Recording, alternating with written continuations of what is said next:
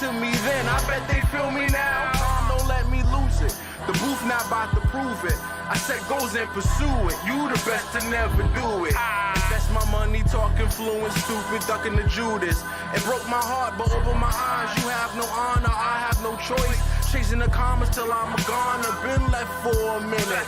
On my way home, mama, I promise, got caught up in it. Damn, everybody eats when I'm batting at the plate. First, second, third, home, $1 million base.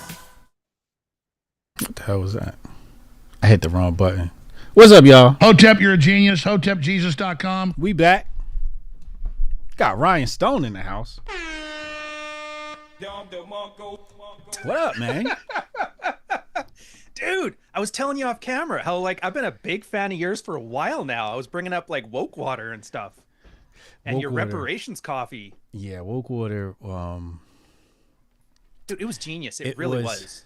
I appreciate that. You know, the for anybody that doesn't know, woke water was a small bottle of spring water. There's absolutely nothing special about it. We just charged $125 for it.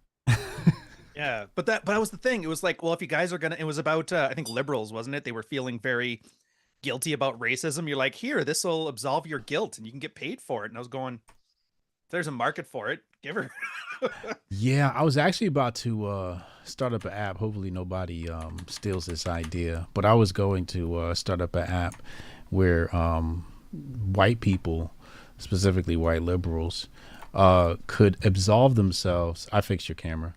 Oh, good, thanks. Yeah, could absolve themselves of any white guilt by donation. And I was going to have like a white guilt meter on the app. I ended up never building it out, though.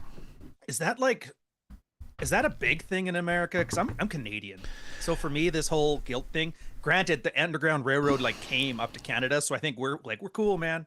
Yeah, but is it a big thing? Yeah, I'm gonna have or to is it say, just like the big on the internet? Yeah, I'm gonna have to say it's more of a virtue signaling thing. Like they signal that this is how they feel, but they really don't feel that way. They're still like the most racist people on the planet. Like, you know, I don't know why like that makes me laugh. It's just a cover up, you know. It's just like, you know, they don't have any black friends. They won't be around black people unless they're like safe black people. They look at black people as like lesser than, and then they virtue signal as if they want to do something for us. But for the most part, white liberals do not care about black people. They just use them for their own benefit, and sometimes virtue signaling is part of their benefit. Oh man, that's exactly like how we treat our native population in Canada. Liberals, our liberals, like they literally want them to go away. They throw money at the problem, but then every time the Olympics comes here, we start throwing on the headdresses and parading them around. Exactly. It's like I actually kind of find it embarrassing, really, as like a Canadian. So I can imagine you're probably not a fan of it either. Yeah, no, absolutely not. Just leave me alone. That's my political policy. I love that. Oh, we're gonna get along famously. That's wonderful. Shout out to the chat, people in the chat. We appreciate you. We do ask for class participation today. Super chat, $ Hotep Jesus. Also, I'm sorry, Cash App, $ Hotep Jesus. Super chats right here on YouTube. YouTube's going to take 30%, so make sure you compensate for that. I'm joking. You can send whatever you want. I really don't care. As long as we cover the thumbnail fee. I pay $25 to produce the thumbnail, so if we cover the thumbnail fee, I'm absolutely fine. Anyway, today we're going to be talking about men, masculinity, the manosphere, the state of masculinity, dating in a digital world, and a thread by Rian Stone. Yeah, I got. Oh, you're not bringing up the Twitter, are you? I'm bringing up the Twitter. We getting dirty today. Where's that Dave Chappelle thing he had in his coat to pull out the statement to buy some time? I think I might have to need that for this. I go a bit spicy on there. Oh, we gonna get spicy. I'm gonna hold off on that. We're not gonna get spicy yet. I'm gonna save that for the tail end of the show. But just know, stay tuned, because shit gonna get real spicy today. I want to know, what is your, extrapolation on the state of masculinity today? And when I ask that, basically what I mean is, how do you view or grade masculinity? How would you describe it to someone who visited us from another planet?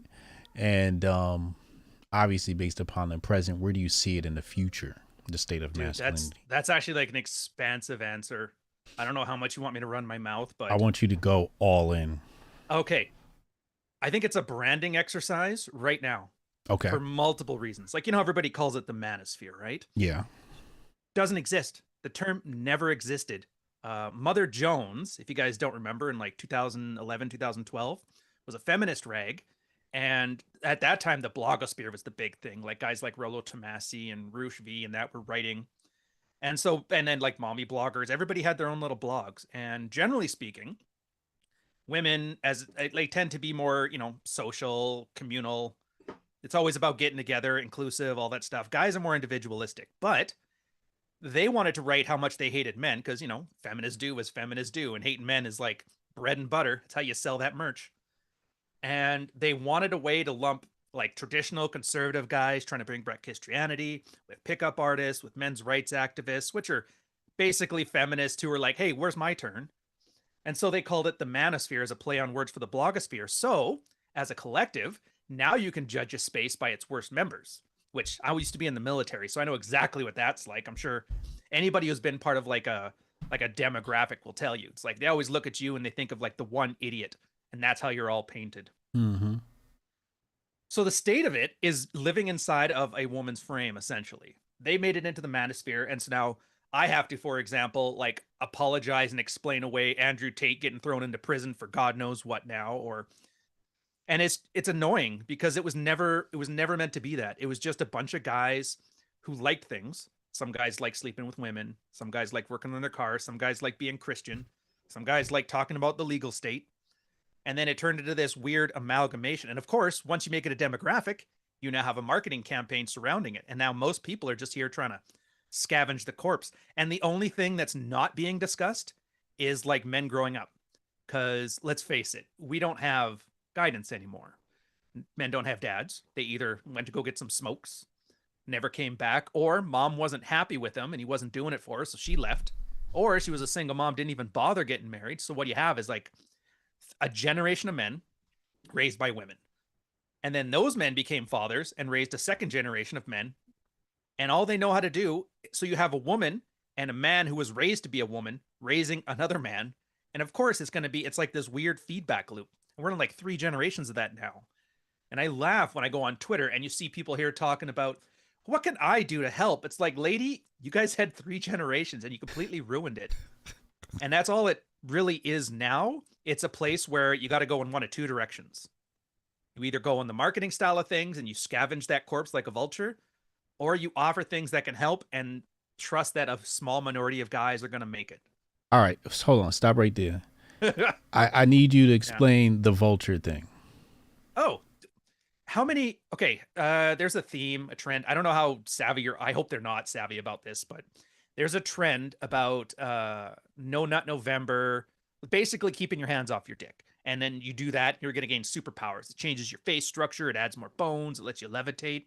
Things like that, right? Mm-hmm. Now, obviously, it's hogwash. I've had Dr. David Lay, which is great. And he brings up all they're doing is like encouraging prostate cancer amongst their people. But they're making a bunch of money selling guys on like the one trick and solution that can solve all your problems is keep your hands off your dick, or, porn is the enemy. That's making things the way it is. No, women are the enemy. And everybody's got to build an out group so that you can have your in group, your masculine conference of excellence, or war room, or it's always got to be some macho name. Like, remember when Chevy used to add? Whoa, wait, hold on. Was that a Donovan Sharp jab? Oh, damn. I'll go there if you want. I really don't want to. The point is, though, it's these guys are building community, and it's like I told you just at the start. There's no community. Guys are just individuals, and so when you try to collect us together like women, we're gonna act like women. That's why it's full of gossipy nonsense. And did I come up to the vulture? Oh yeah, that was the vulture thing. But everybody's making money off of it, so guys are suffering. And you'll pay money to feel better without actually solving anything. It's almost like big pharma in a way, except for the margins are really slim and the markets are really small and we're not really good at it. Okay. Does that answer Wow. your question? It kind of got rambly there, and I realized I'm a little bit acerbic. No. I love everything you just said. Shout out to Donovan Sharp. That's my homie over there. He is a good guy. I will say this. I'm using his example because, like, God damn, right? yeah. Shit, man. When I throw shade, it's at the work, not the people. I want to preface that because it's not just I'm here being a bitter ass, you know? So you're saying that you have your in group, your out group. I wrote about that in Dominate Twitter. And it totally makes sense. So what's wrong with the in group thing?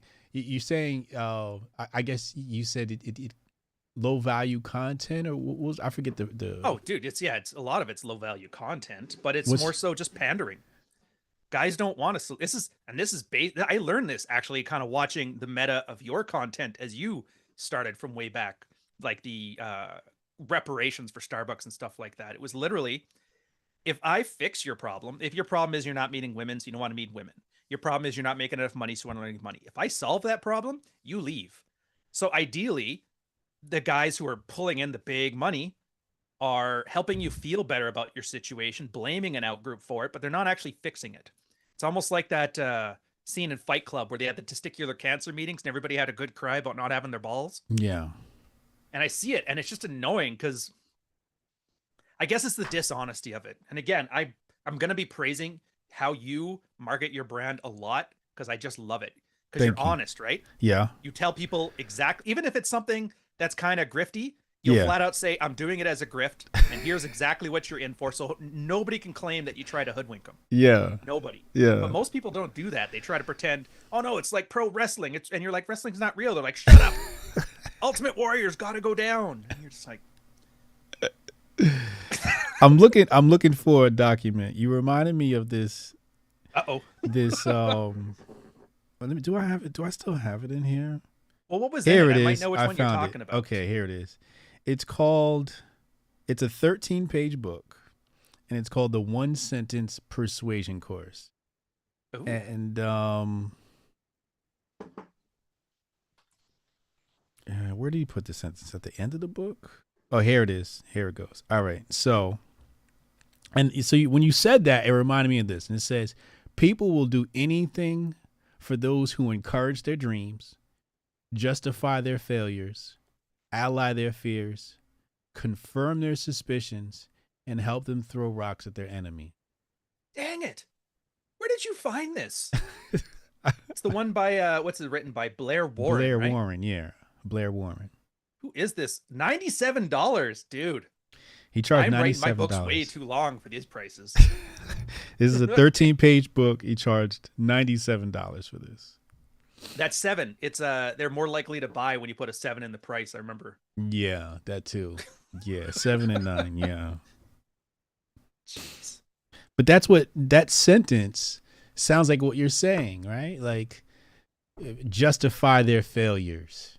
Yeah. Help them throw rocks at their enemies, right? And I think in this case what we're talking about here is incels. Not just, I'd say they're the most prolific example, but I could argue you could say the same thing for the traditional conservative LARP because they love talking about whores of Babylon. Yeah. But the only difference is they try to treat the rest of them as like the Virgin Madonna. They're about halfway there. But yeah, incels are a huge part of it. Now I will say I noticed what you're talking about where you can't exactly give people solutions. And I know that because we run a media outlet called Men of Water. And it's funny that, sometimes I'll write something. I'm like, oh, this is the most prolific thing I'm going to write all week. Right. And then it gets like, nobody reads it. And I'm just like, bro, do you realize the gems I crammed into this article? But then if I were to write something like 9 things wrong with women, everybody clamors in and all the clicks come, right? Number 7 will surprise you. And I get it too. And a part of it, I think, is the human condition. But part of it, I think, is it can't really go any other way. Because we were talking before also about how YouTube, they don't show all your stuff to all your subscribers because the way the algorithm works, best I remember, was I put out a video. it'll show it to 30% of my subscribers. And if they hit a certain engagement threshold, it'll show it to the rest of them. Right. And then if they hit a certain engagement threshold, and that's how it works, right? Yeah. But that's the problem. If you put out something that requires effort and time to read and digest, most people are just going to move on because they don't have attention spans. Right. Or they're going to like it and just leave. Yeah. But if I put out something that's stupid, that's acrimonious, that's yelling at the out group, oh, somebody will like, mouth breathing, give it a like, and they'll give it engagement. And the people that hate you, dude, I think that was one of my favorite tweets I've ever done that nobody likes, is that a fan of yours will look at your stuff and smile and get on with his day.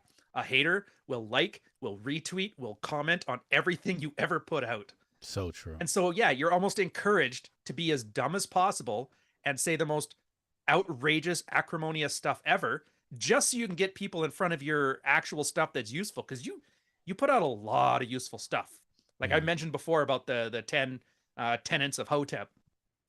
They're absolutely solid, man. I can't say an issue with any of them, right? Yeah, thanks. But nobody's going to get that unless you put, it's like a kid. Remember those spoons you used to have with airplane shape? They have medicine in them. Mm-hmm. And you got to make the plane noises, otherwise the kid won't eat it. Yeah. It feels like that, Like, is it just me, or do you get that feeling too? Yeah, it's very discouraging. This algorithm thing, because it's just like, all right, so I have to make stupid content for people to actually see my content, and then you see like stupid people get all these subscribers, and you're just like, I have to be stupid to be successful. Like, but that's why I learned from you, man. You're smart. The stupidest people are the smartest, and you're the stupidest smart guy. And this is a compliment, trust me. I don't know how, but go ahead. It is, because you have to be really, really smart to understand what resonates with stupid people. Stupid people just get lucky. Yeah. And you're the one that kind of taught me that. Like when I treat Twitter as like a funnel, this is just a way to get attention. Right. And then once you got attention, here's something useful over here. Yeah. Yeah. But I learned it from you, where you kind of just do it with the winks, like, hey guys, this is stupid, but I'm going to say it, and watch. These people are going to do this, and they're going to do this. And you can tell them that it's fake. You can tell them what you're doing. You can say why you're doing it, and you can say what the other person's reaction are going to be. Yeah. And they can't help themselves. They still have to get in there and spurg out or whatever they do. Yeah, that's what happened with my Starbucks stunt, right? It was like the week before, I'm on YouTube and I'm telling my audience, I'm like, listen, do you understand that I could be super famous if I just went along with the liberal narrative? And then next week an excuse pops up, then I do it and I go viral and I'm on liberal media. Dude, you were on like Rogan, you were on Tucker after that. It was like, holy geez, Patrice O'Neill just got replaced. Off one That was stunt. awesome, by the way. Thanks. I don't watch much Rogan, but I caught yours. Thanks, It was man. good. It's discouraging though, right? Because after I did the Starbucks stunt, people were like, are you going to keep doing that? And I'm like, no. No. No, I'm not. I don't want to be known as the Starbucks stunt guy doing stupid shit around the country. No, like. Oh, yeah. But I mean, they don't know what they want, though. The audience has no idea. They just give me more of what I want. And if you listen to them, like, here, you want another, like, calling out somebody I think needs it? Mhm. Jordan Peterson. Hold on. Look, I loved his stuff when he was clinical psychology. All Yes. that stuff was great. Yeah, same. And then he got famous. Yeah. And then he started listening to his audience. He always talked about all the poor incels that are trying their best. And they kept telling him what they wanted. They kept telling him what they wanted. And it eventually got into his brain like a virus. Yeah. And then he started saying the things that he liked, which then got him in that whole feminism, yelling at incels, yelling at mainstream media, that whole Bermuda Triangle. And then he had his medical issues. And now he's up there. And it's almost like a caricature of what he used to be. And if you ended up being the Starbucks guy, oh, dude, I'd have hated it. You've been that guy sitting there, you know that sad clown look where you're like, or the Simpsons, Yeah. Stay the line, Bart. You're like, Exactly. you gotta hate your audience a little bit because they don't know what they need until you give it to them. But I agree, it's it makes you a little cynical. Shout out to Starbucks. Hey. It's the irony of this life I live. It just got delivered. It's pro wrestling, man. But yeah, Jordan Peterson. You're right. Like me, so for example, like people talk about, who do you watch? Who do you watch? I'm like, I'm watching like fucking MIT Harvard lectures on YouTube. Like I'm watching like the most geekiest shit you could find. It has like 1,000 views, right? Dude. So like You and me both. Right. So it's like when people are talking about this stuff, like, who their favorite content, I'm like, who is this person you're talking about? I don't even know who these people are, right? What's a sneako? What the hell? Word. I just found out who he was 2 weeks ago. I've still never seen him. I just know the name. So it's just like, you're looking at, that's the type of content I'm looking at, right? So Yeah. Jordan Peterson, like you said, like when he was talking about like clinical psychology stuff, I'm like, great. I think I like this guy, right? And then he blows up, and I'm like, yo, who is this guy? Like, can you stick to what you went to school for, like what your profession was? Because you were great there, and I then agree. you became like the lockdown, go get jabbed guy. And Well, he paid for those. I can't remember what that firm was, the one that handles all of his PR and branding.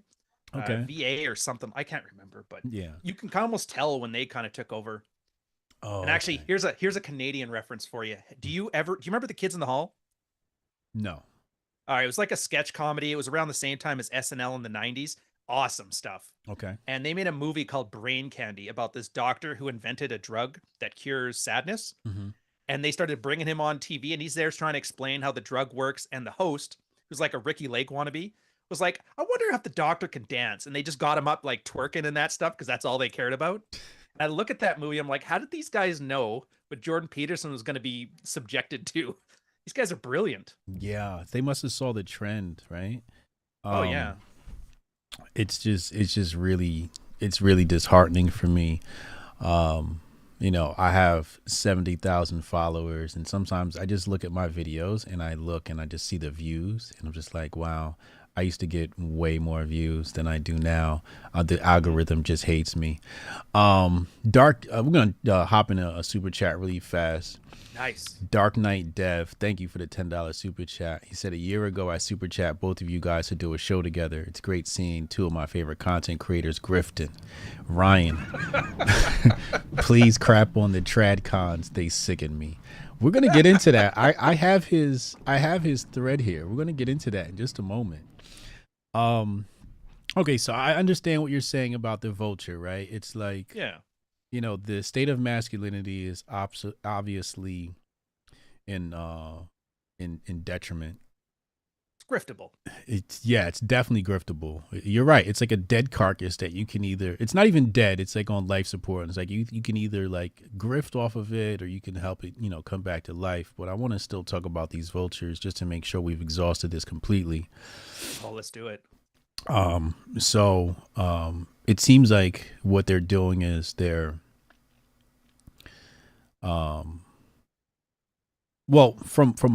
example, right? The other day, I saw a girl tweet, I forget her name, but she said, I wonder what the manosphere is going to say about this whole Kanye getting married thing. And I'm like, oh, that was Allie. Yeah. Is that her name? Yeah. Real femme sapien, Allie. She's really switched on. She's a lovely girl. She's ex-military too. Oh, okay. The reason I bring that up is because you'd like her. She's kind of the same as you, where she feels very cynical and jaded about the grifty part of it, but she's still brand new. So it's almost like watching your little sister do stuff on the internet. Interesting. Okay. So she understands there's a grift element to it. Good. Oh yeah. Yeah. So she says, yeah. And then I responded, and I think you replied to me too. And you're like, somebody gets it, right? Yeah. Oh God. Yeah. Because I was like, yeah, if you're online talking about masculinity and your topic of the day is Kanye West and his new wife, you got to be on the vulture side of this thing, right? It's just like, you know what it is? It's like, it's gossip. And that's what chicks used to do. They used to watch telenovelas and gossip. And like I already said, men are being raised to be defective women. And it's kind of cringe to watch us really resonate with chick TV. Yeah. And that's the perfect example. Oh yeah. So few people get it.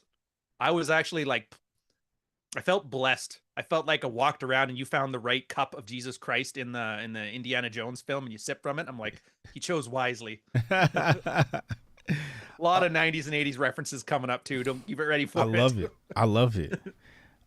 So this audience that likes his content, I'm looking at them as low lifes. And when I say low life, I mean people who just aren't that accomplished and really don't have drive to be accomplished, because if they had drive to be accomplished, they wouldn't be watching this type of content. Also guys who can't get girls, so they want content that shits on girls because they hate girls because they can't get them, or they had their heart broken, or some chick cheated on them, or just won't give them the number, whatever that is. And then you said there was another group that's like glued into this content, I think. Right? Are we getting into the White Claw Power Hour stuff right now, or? Oh shit, let's do it. let's get into it. I definitely want to get into White Claw Power Hour. Absolutely. Dude, I watched it. Fresh and Fit, the Myron and Walter, like, kudos to them. Made a huge fortune. They're doing it better than anybody. But oh man, just watching, what's his name, Jerry Springer for the Manosphere. And I was just like, oh, this is ridiculous. And it's like every girl is like, yeah, that'll teach that bitch for turning me down at the club. Kick her off the podcast. And they come in here and ask these loaded questions. Like, you ask a girl what she wants in a man, she's going to give you a 500-point list. Of course she will. Yeah. But you know, I've seen you. You're smooth. You're good with the ladies. You know, when they talk, it has nothing to do with what they're feeling. Right. Yeah. So it's just all theater. Here, girls, I want you to say something stupid so I can yell at you that you don't understand and kick you off.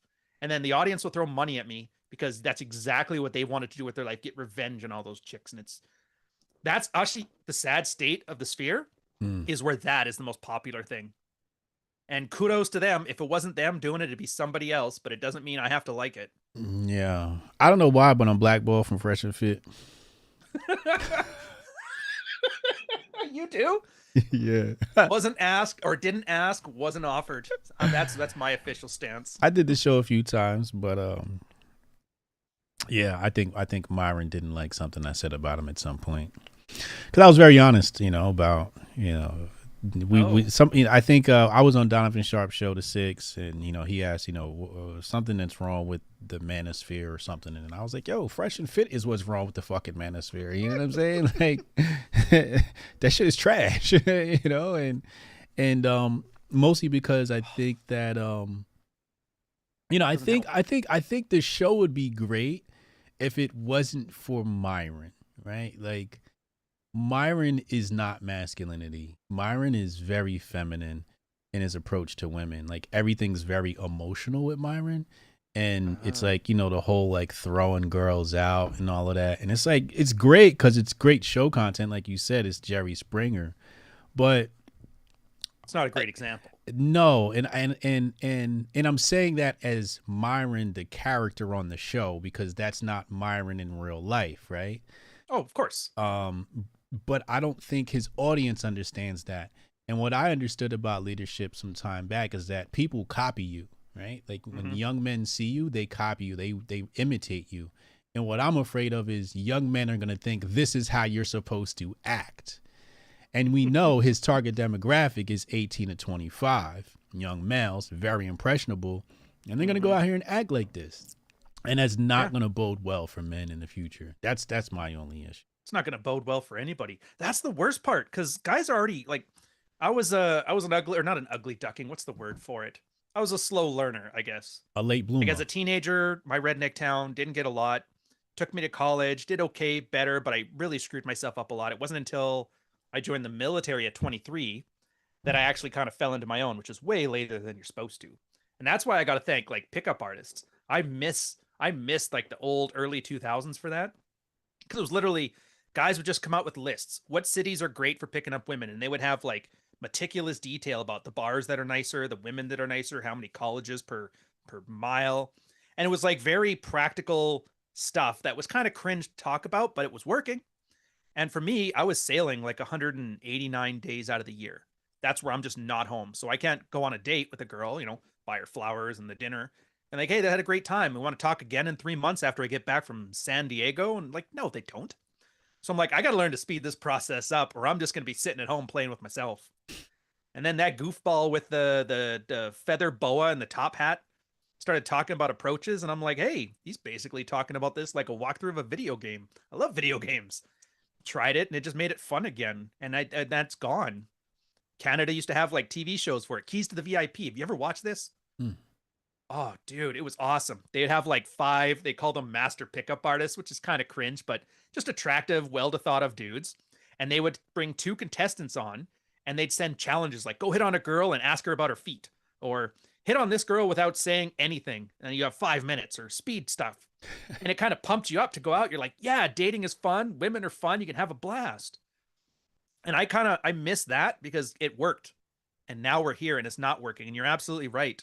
A lot of the unimpressionable guys, they're going to think wrestling is real. And when Ultimate Warrior kicks that chick off the podcast for saying the wrong things, they're going to think, I want to be Ultimate Warrior. And they go wrestling their brother in the living room, whatever. Like, it's a bit, but you know what I mean? Yeah.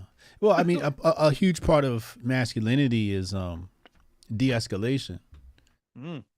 Right? Picking your battles for sure. Yeah. But, you know, understanding when a woman is, because here's the thing, and you tell me if I'm wrong here or continue from here.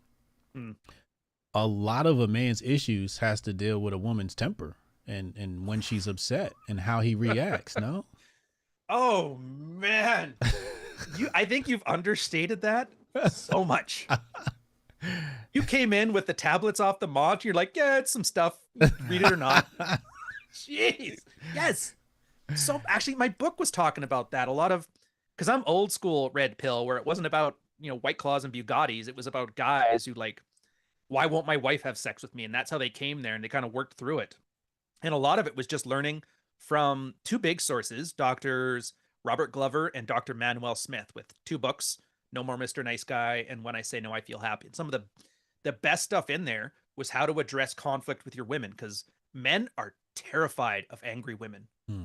It's a whole thing that gets into like childhood. Back when you were a kid and your mom was your only parental figure, if she got mad, your body would treat that as like a potential abandonment. And so it was like a fight or flight instinct to make sure she's always happy. Okay. And guys usually set rules. Like you with kids, I mean, I don't know if you have kids or not. Doesn't really. Oh, you do? Yeah. All right.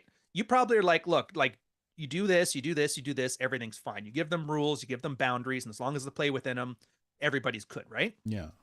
It's probably why you're a good father. Women don't really do that because they may want to, but let's say someday she had a bad day at work, or she just got dumped by her new boyfriend or something. Her emotions are going to come into it. And so the guy doesn't understand, like a kid, I don't understand. Some days it's okay if I do this, someday it's not. And so the only lesson they learn is whoever's in charge, you have to make them happy so you don't get that fear of abandonment. And then in your childhood limbic brain, you internalize that. And then as you get raised, you got, what's it, like most teachers are women now, right? Yeah. So you got your mom doing that to you. You got teachers doing that to you. Some guys are like 18 years old before they meet a single male authority figure. Right. And what used to be just a limbic brain instinct is now being sophisticated with your frontal lobe building up all these mental models about how that happens. And then, yeah, put them in bed with a wife, and then the wife gets mad at them. It's tapping into that same thing. And so they don't know what to do. So what do guys do? They appease her. They try to make her feel better. They'd say, no, you're not feeling mad. It's not the case. And women hate it when you tell them their emotions aren't real. It's like telling a guy the earth is flat. No offense to the flat earthers if they're in the chat. And yeah, so a big part of it is that you have to learn, like the basic tools, red pill tools were agree and amplify, amuse mastery, fogging, and negative inquiry. And I don't know how much you want me to get into those or not, but dive in, please. Okay, well, easy one, amuse mastery.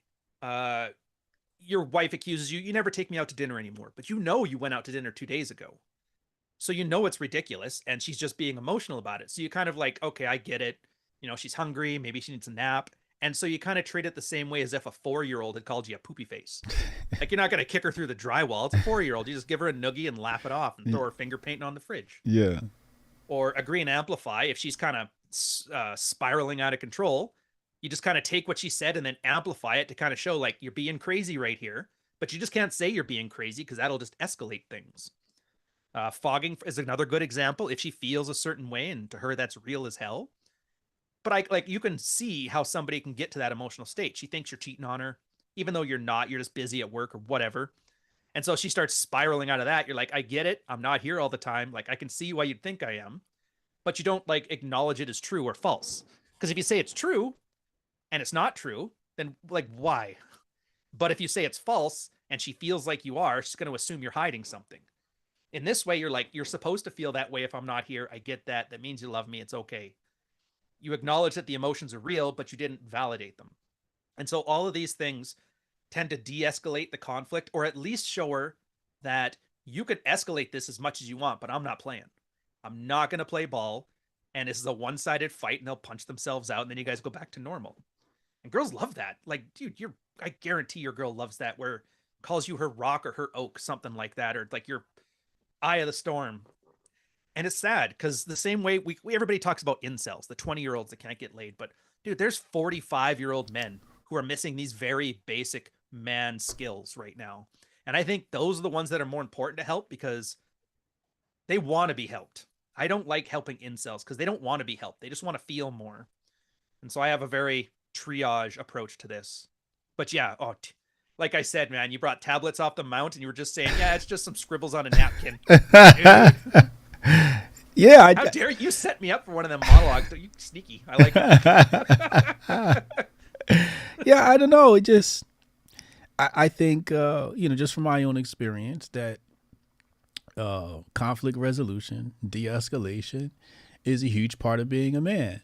Whether it's with other males or other females, right? Yeah. True. And imagine that fighting with anybody because you got like a disagreement. How weesh is that? Yeah. I think that physical resolutions have a time and place, and those could be severe. Those are life and death situations. They're not to be toyed with. They're not to be played with. Yeah. Because somebody could get really hurt. And to handle every situation, I think my big concern with Myron is I fear for Fresh's life. Oh, was he still doing that thing where he challenges everybody who disagrees with him to a boxing match? Well, no, Fresh was just joking. Fresh was he was cool with that. I just feel like the one dude showed up at the Fresh and Fit studio with a gun. Oh, that guy. Oh, I had a joke. It's not very. You know what? Fuck it. I always joked because like I think Byron was like raised in Ohio or something, and I'm like, oh, he's getting like a crash course on how to be black in Miami. I could say that all my family, my mom's side is black, so like I don't. We don't get offended over here, Ryan. We don't get offended over here. We love racism here. That's not what I said. Don't cancel me, please. Oh my God! But nah, I shouldn't have drank coffee for that. Got him. Nah, I generally fear for their lives because they're in Miami and they're gonna offend somebody's little sister, and she's gonna call her older brother, and somebody gonna get laid out. Yep.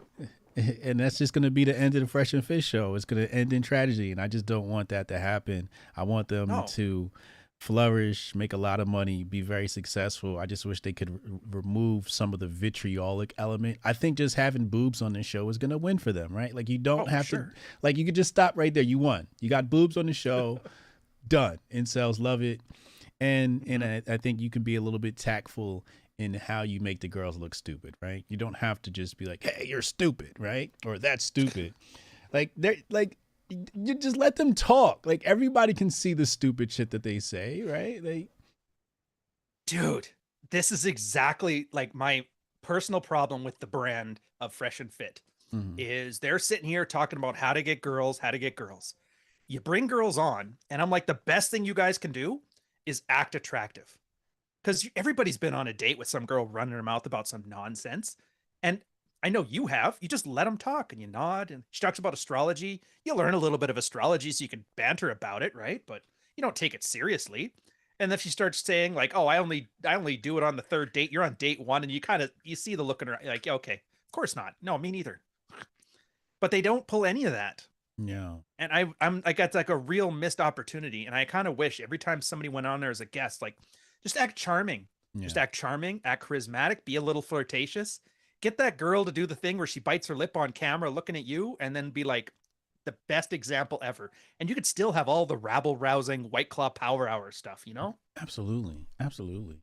But I mean, I guess they're making I don't know how many tens of thousands every month, and I'm not. So who am I to tell them how to do their job? So Oh no, they're killing it.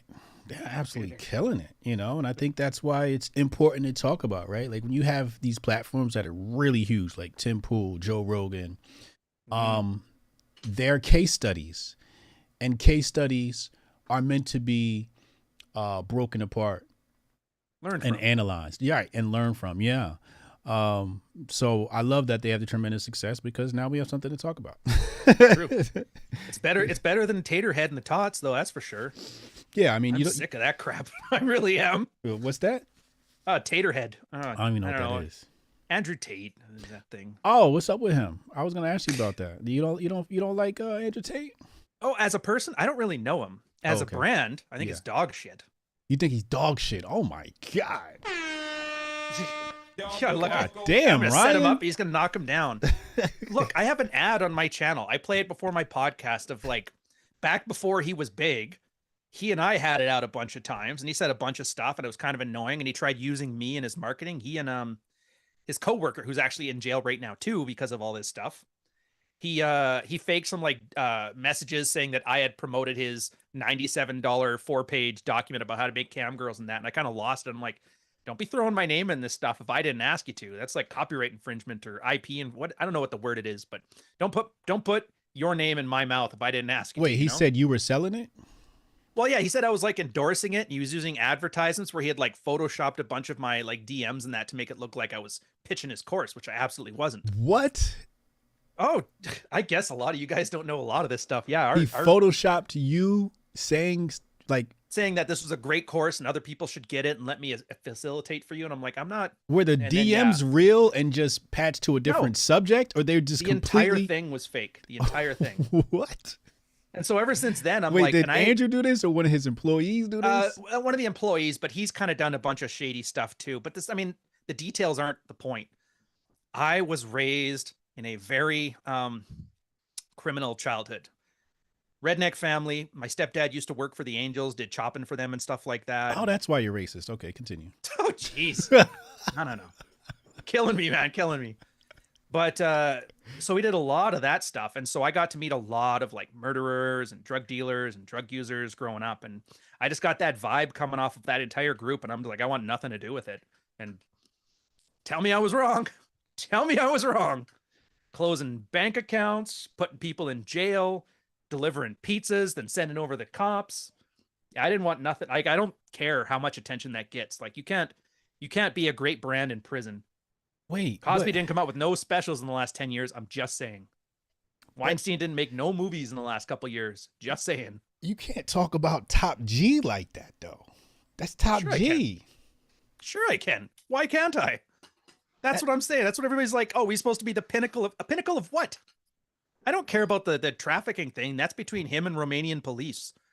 For me, I just don't like people that act like this. I don't like brands that do this stuff. I don't like the scammy nature of it. I don't like this old FTX scam.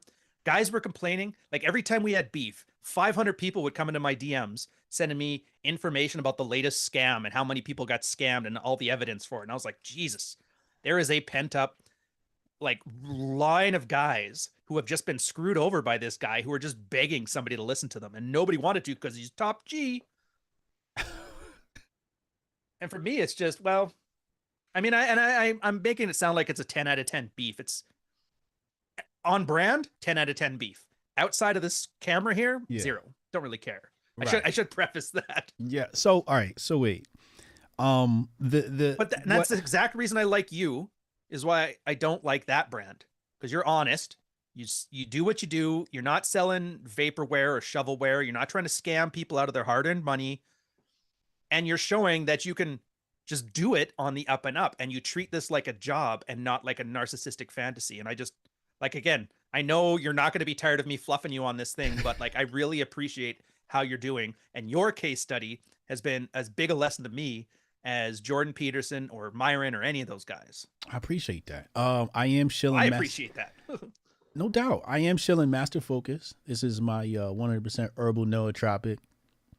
And to lend to what you were saying, right? Like, I looked at the other nootropics on the market and I was just like, oh boy, I can definitely do better than this, you know? Oh, I hope so. So I put together something that I have not seen on the market, which is 100% herbal, nuts, seeds, roots, mushrooms, leaf powder, and we created a formula that's good for the body. No extracts, no isolates, and yeah, so we put that together. I priced it right in line with the market. I didn't try to overprice the market or underprice the market.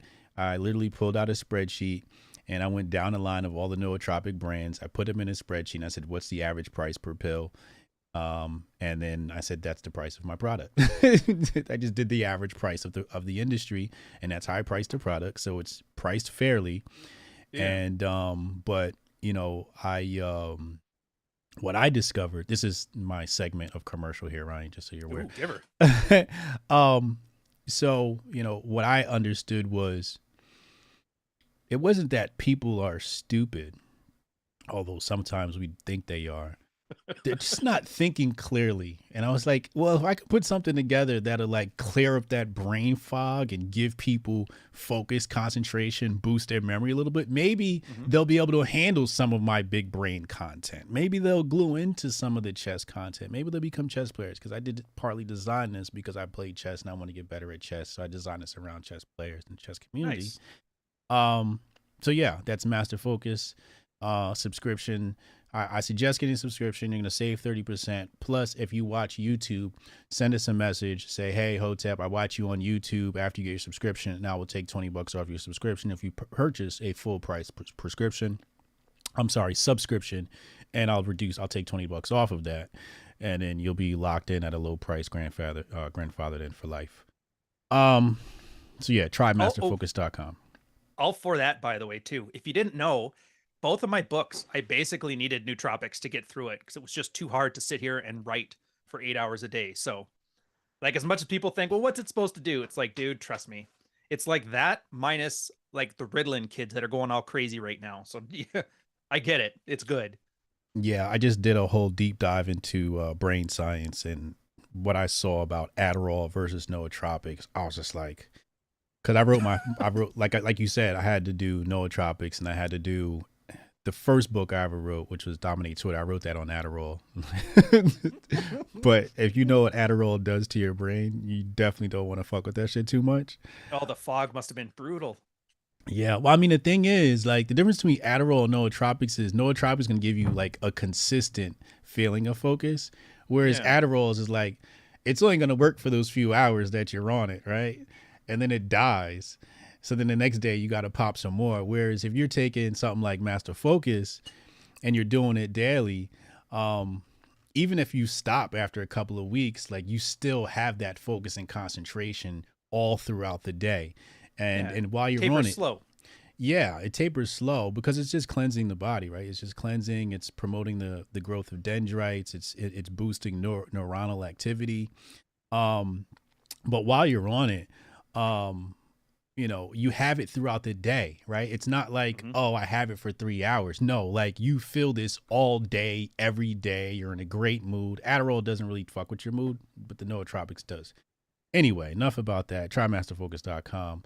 But I say all that to say, you know, like you said, like, I didn't want to shill. Like, this is my first product. I didn't want to shill something I didn't believe in. That's why I never had a product, because I'm like, I can't sell it to people. I can't sell that to people. Yeah, well, it's your reputation, and you're thinking long term. You're like, I'm going to be here tomorrow. Right. Yeah. Yeah. Dude, there's so few people like this. How did you get as big as you did? I'm assuming that I will too if I keep working at it, but how did you do it? In the land of grifters, the honest man is king kind of stuff going on here. I don't know. It's weird. Well, I guess I credit it to several different factors, right? The primary is study.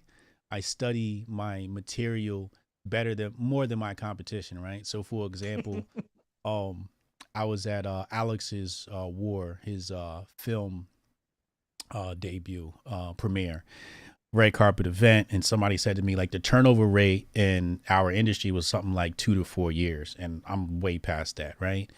Right. talking about like the politics space, right? Politics, current events, that type of situation. And I looked at it because I treated it like college, where when Trump got elected in 2016, I didn't know anything. I wrote a dissertation, a white paper called The Patriot Report, Unmasking the Conspiracy in Money and War. So I treated it like college, where I was studying, right? And whereas You took it seriously. I took it How seriously. Yeah. Right. Like, where like some people were like, oh, we live in this Orwellian society. I'm like, well, did you actually read Orwell? Because I caught myself using the term Orwellian, and I'm like, wait, I got to go read. And so I know, like, I can't front. You know what I'm saying? So I read all the Orwell works, like all of it. Then we talk about like how commies are bad. I did a huge deep dive into the Russian Revolution, Russian history. I even went as far as learning the Russian language, right? Like, oh, wow. Yeah. Like, so I think a lot of it is because I take what I do serious, and I increased my intellect over the years.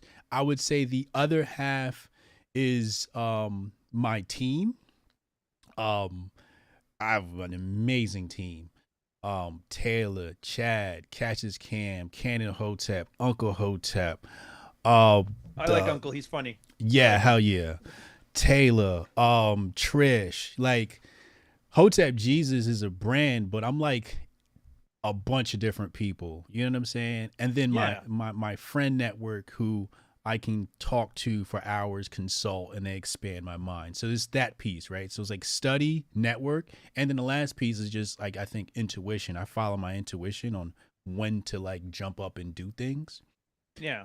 So yeah, I would say those are the three things. I study like really hard. I just wish more people would do case studies on you. Honestly, I wish more people were like it. And it should be like, I came in here so naive. I thought you were the normal. I thought content creators researched what they were talking about and then ran their mouths. Yeah. And you're like one of 4 guys doing it. That's it. And 3 of them work for you. Yeah.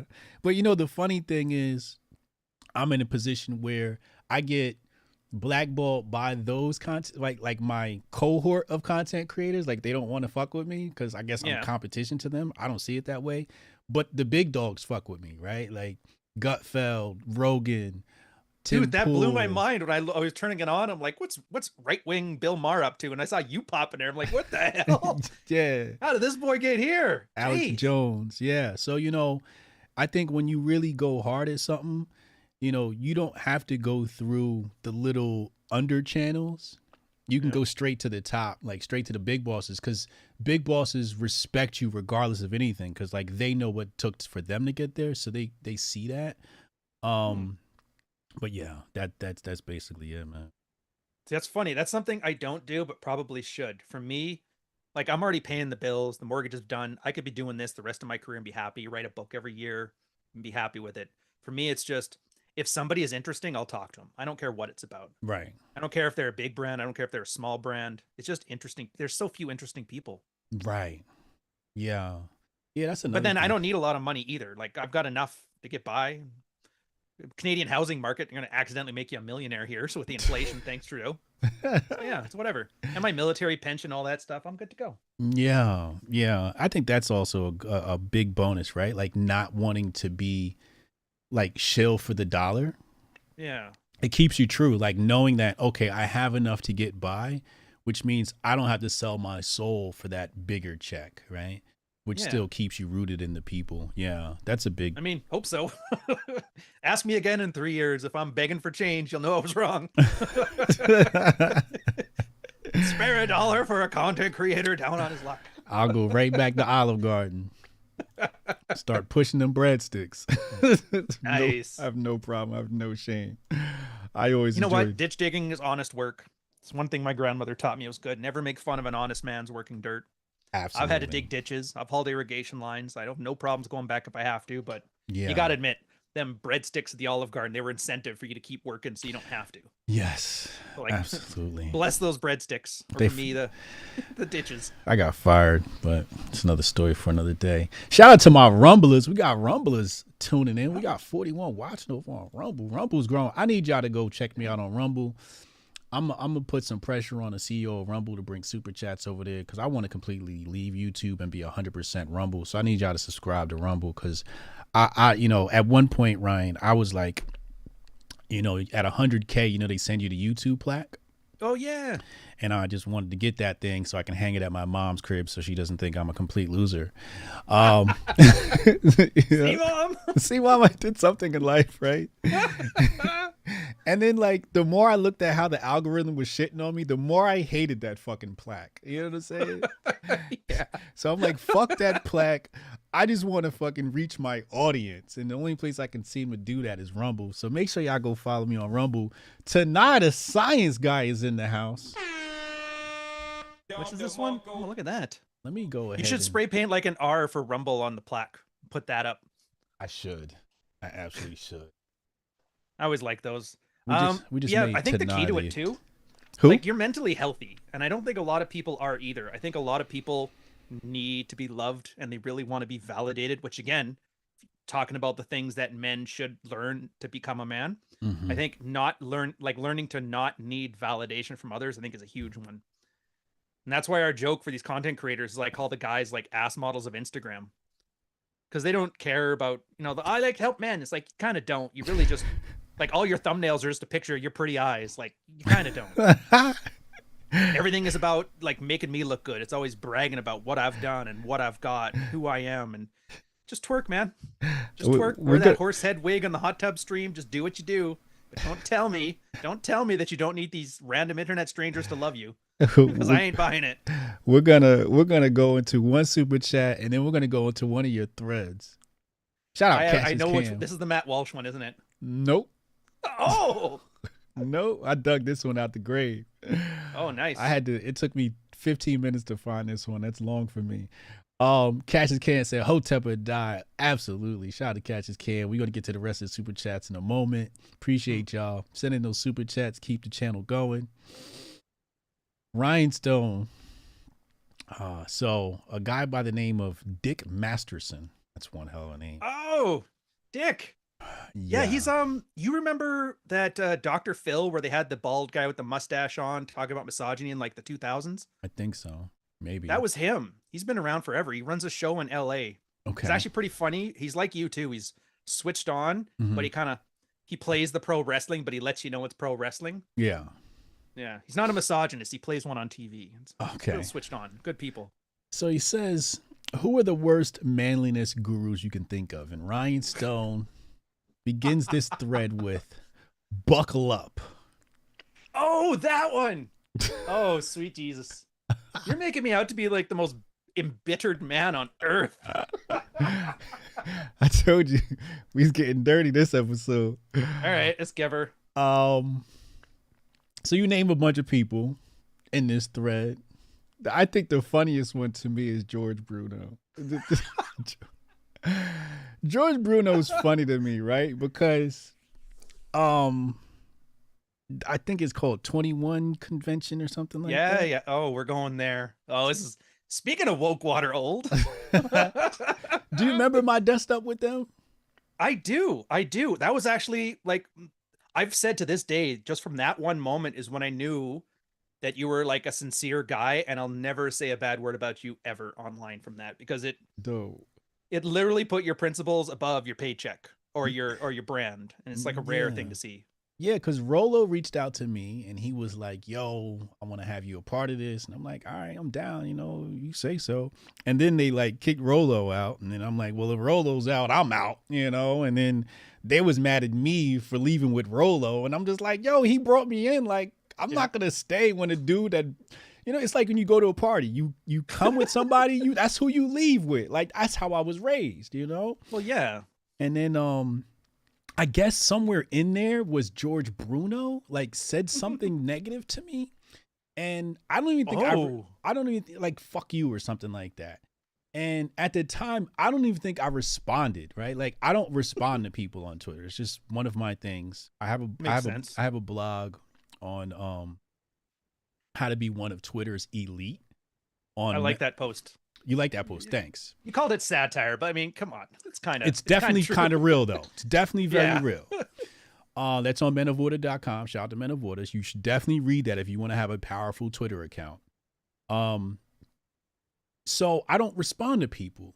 Now, I did the Conference of Masculine Excellence with Donovan Sharp. I poked fun at it, by the way, but I don't actually have a strong opinion because I've never been and I didn't hear any results from it. So yeah, I should preface that when I'm shit talking here when I shouldn't be. I had a great time.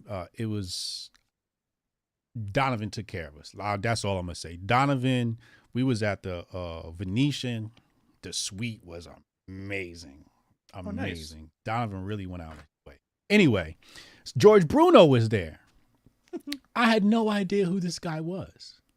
I didn't know who he was. He comes up to me and goes, Hotep Jesus. Yeah, what's up? He's like, yeah, I just want to apologize for. I'm like, apologize? He's like, yeah, we had some beef back in the day. I'd said some things about you, but I want to put that behind us. And I'm like, I don't even know who you are. I thought I was the only one who did that. That's hilarious. So I thought that was fucking hilarious. So George Bruno's on this list. Ivan Throne, Anthony Johnson. Ivan Throne. What happened to him? I don't know. He fell off the face of the earth, but I remember him. He did get kicked out of the convention a year or two later. I guess he did a speech about like talking about an incel revolution or something like that and how they need to take up arms. It was so bad that like the Anthony there was like, sorry, nothing to do with this guy. It's like that Chris Hansen moment. It's like, sit down. We need to have a talk. Yeah, nah. Like, what the hell? I'm definitely. So yeah. Yeah, I can't allow myself with that. That'll get your firearms license taken. Yeah. I mean, and that's the problem. You like buy into it. You're like, oh, this is great. Incels need help. And everybody wants to escalate it because if you do it the bigger and the better, you'll get more attention. And then somebody crosses that line and and now you got feds knocking at your door. Yeah, I don't want that. Cernovich. God damn, Cernovich, bro. I don't look, you can like him. You can not like him. I like his old stuff, but it's the same thing with Peterson where you get popular enough, you start buying your own brand and you turn into like a shell of yourself. I really don't like that stuff. Again, everything in there is not about the person. It's about the brand. Right. It's like, I'm not angry at Terry. I'm angry at Hulk Hogan, Right. Yeah. Who is Roosh? I keep hearing his name, Roosh. Roosh V. Oh, speaking of guys who bought into their own mark, he was back when Mystery was like the original pickup artist in the late 90s, early 2000s, him and Neil Strauss. And he called himself Tyler Durden, but now he's like RSD Tyler, I think it is, or Owen, one or the other. Roosh was like the second generation of pickup artists. And his big contribution was this thing called Daybang, in the same way that pickup was like how to go to a bar, give you like training wheels on how to talk to girls and get to bed so you can kind of learn how to do it yourself. And his was like doing it during the day, meeting a girl at a coffee shop. And it did really well. And then he moved to Poland or Ukraine. I can't remember which. And then all of a sudden he started talking about saving the West. And he started bringing up his own thing called neo-masculinity, which was essentially red pill, but no gays allowed. And I'm like, all right, whatever. But then his girlfriend of 5 years dumped him. His sister died. And then he found God, which, do what you do. The part that got me, though, is he kicked the ladder out from under him. He's like, I had to do all of this stuff to get to where I am. And then he found God and he burned all of his old stuff. He took all of his books down and all of that knowledge that helped a lot of guys. And he just got rid of it. He's like, I'm not about that anymore. And I don't like people kicking out the ladder up from under them. Like, once you succeed, let people know your path. You shouldn't be ashamed about it. It's like, whatever. So that part there, plus the fact he was on not Simpcast, but Brittany Venti? Yeah. Yeah, so he with her went on this show by a guy, Andy Worski, back in the Bloodsport era. Okay. And he was sitting there like representing like masculinity against her representing traditional values and that stuff. And all she did was bake some cookies and just embarrassed him for 2 hours. And I was just like, I was so miffed. Embarrassed him how? He's like sitting there yelling at her, telling her, you need to find Jesus. You need to get your stuff right. And she's like, I am traditional. Look, I got cookies. And she's got the Pillsbury canister behind her. And she's basically just goading him into it. And he just, like you said before about learning how to keep your temper, not get angry if you don't have to, and to handle girls acting out of pocket. And she just fucked with him for 2 hours. I liked it. And I've always got a good thing to say about Brittany for that too. But it's like, dude, you're supposed to be like the pickup master of the 2000s. And you can't handle a girl giving you a little bit of shit. Like, come on, man. Yeah, but I guess I maybe this is like one of those things where like never meet your heroes. Where like, and the Oh, more now that I actually know about them, I'm like, oh, why? yeah. Because the stuff was really useful. It was really helpful, and I just hate the idea that it kind of gotten overtaken by a clown show. Yeah. Oh man. So, I don't want to make it about, talking shit about people. AJ Cortez, god damn, not AJ. The fitness guy. What's wrong with AJ? Well, he doesn't like me very much, and it's No? fair. It was that's again. Okay. I'm just gonna tell the same story 100 different times. Can we just skip to the part where all of them it's the same thing? Once you get to that ass model of Instagram phase, and you're all about getting the attention and the validation, then I'm kind of done with it. Oh man. Because, like I said, as a person, met him a couple times. We've talked. He's personable. He's pleasant. Absolutely nice to talk to. As a person, as a human being, great. Yeah. As a brand, again, my opinion is dog shit. And I know there's some people in the chat. I've been trying to keep an eye on chat who definitely disagree, and that's fine. You can disagree, but I'm not going to sit here and not speak my mind when I think there's value for the audience. Don't pay attention to Darlene. Don't pay attention to her. Oh, that's fine. I'm not offended. I just want to make sure we get it clear. She's a woman. Women that never really? Congratulations, never give up. Women that never understand why we need to have these conversations about brands and shit like that. And to be fair, I did this in the Navy all the time. Dude, every guy in the Navy would talk mad, like every problem you ever had with a guy, and you'd always end the sentence off with, but he's a good guy. Yeah. It's almost like a venting thing, not like a hatred. But I think yeah. I like I said, these people have brands. These are case studies. We got to talk about it. We got to talk about the case studies. We got to understand, because it's, again, and here's what I say: the kids are watching. There's some 18 to 25-year-old kid out here who doesn't have the ability of discernment. That's going to go online, pick one of these guys out. Next thing you know, he's part of a militia getting raided by the FBI. You know what I'm saying? The one guy surrounded by feds in his militia. Yeah. So, we got to put these warnings out there. I think all of us, like, you shouldn't be putting posters of any person in here on your wall. Don't look at me like that. Don't look at you like that. Yeah. Nobody in here should be your hero. There should be information that you can find that's helpful.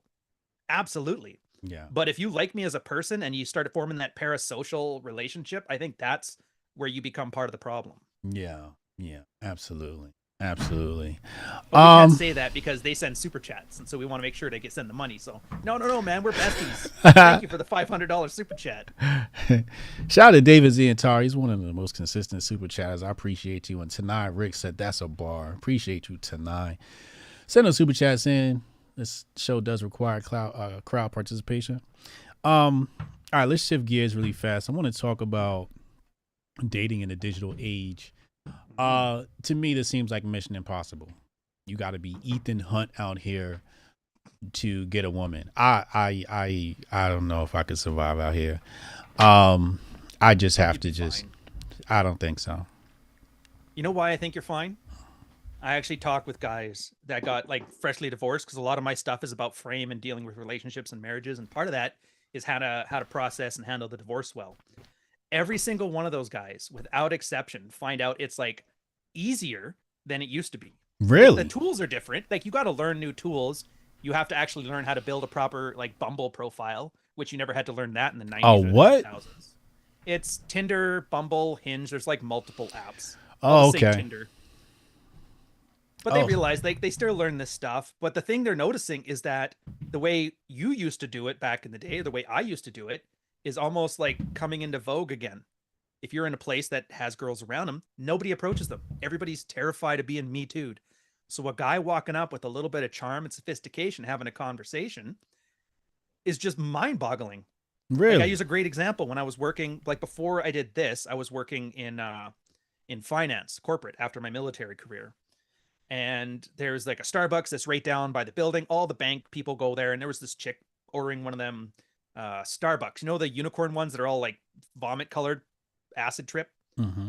And I was like, what the hell is that diabetes in a bottle you got there? And she actually put her phone down, her eyes lit up, and she started, because it was like the first person that's talked to me ever. And right there, I'm like, oh my God, like approaching is ridiculously easy now.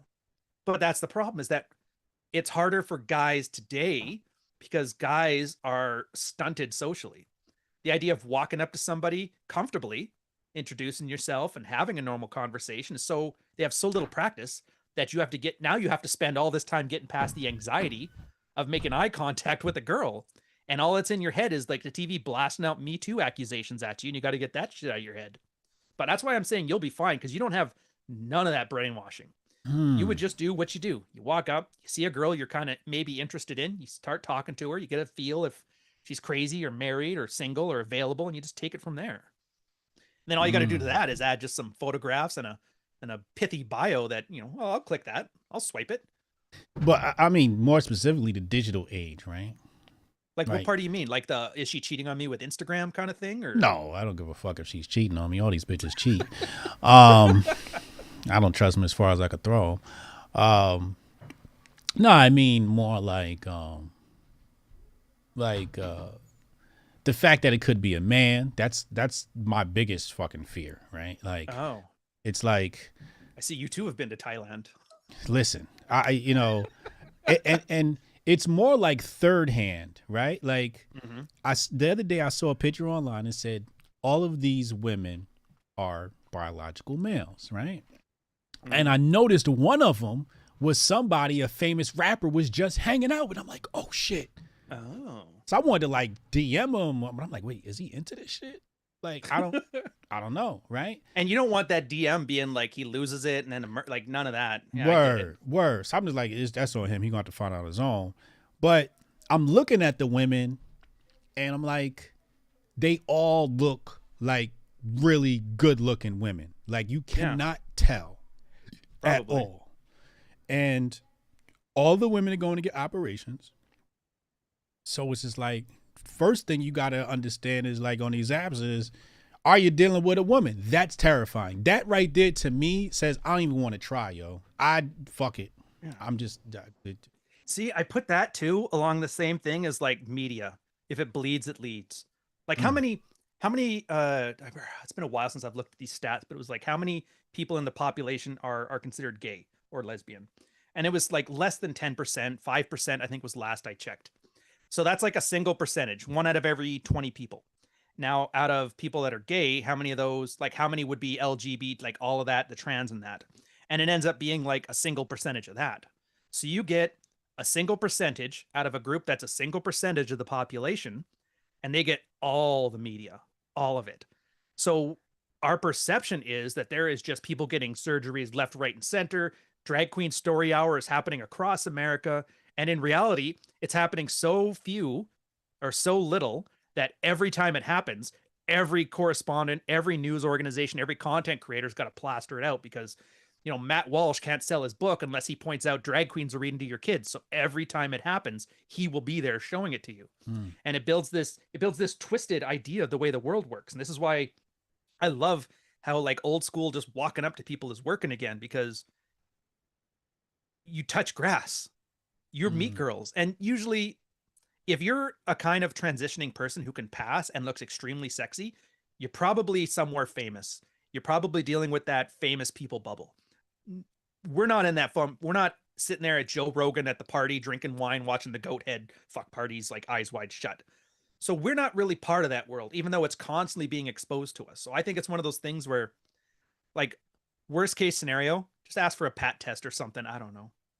Well, I mean, I did that in Thailand. I was in Phuket with a bunch of the sailors and we were hanging out and we kind of found like, okay, so if she's an 8 or higher, it's probably a lady boy. If it's 7 or less, it's probably normal.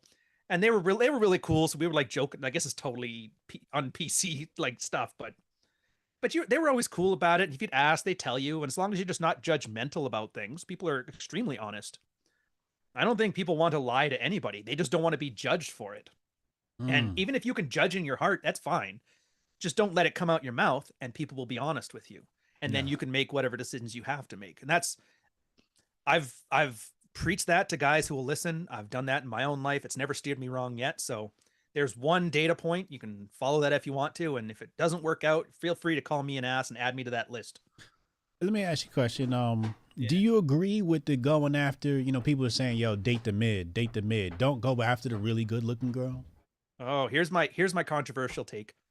All girls are mids, and that's okay. all girls are mids. I have said some acrimonious stuff online. Nothing has gotten me more hate, more anger, and more daddy issues puked onto me than that statement. And I wholeheartedly agree. How do you support that? Correct. How do you support that? Well, look at Evo Psych. You ever see that when they do bell curves about all types of behavior, violence, men are in the extremes, women tend to form the median. Yeah. Women tend to be communal, guys tend to be individualistic. Yeah. Guys are God's way of experimenting, and women are like the anchor that holds us together. Mm-hmm. You look at everything that has to do with male and female biology. Women tend to cluster around the mean, and their bell curve is more shallow and taller. Meanwhile, guys is flat and wide. We have more geniuses, but we have more artards. We have more super attractive 10 out of 10 men, but we also got a whole bunch of ugly dudes too. Women always fill up the middle because, and you see it psychologically, women don't like to stand out. Women like to fit in. Women like to be part of the herd. Women tend to follow trends more. Marketing will show you that. You can look at it from any angle you want. Women cluster around the mean and men form the extremes. So when I say all women are mid, that means all women are mid. And the only thing that makes them better than mid is makeup, ego, investment, maybe celebrity, stuff like that. But the part I don't get is where people think it's like a negative. What's wrong with that?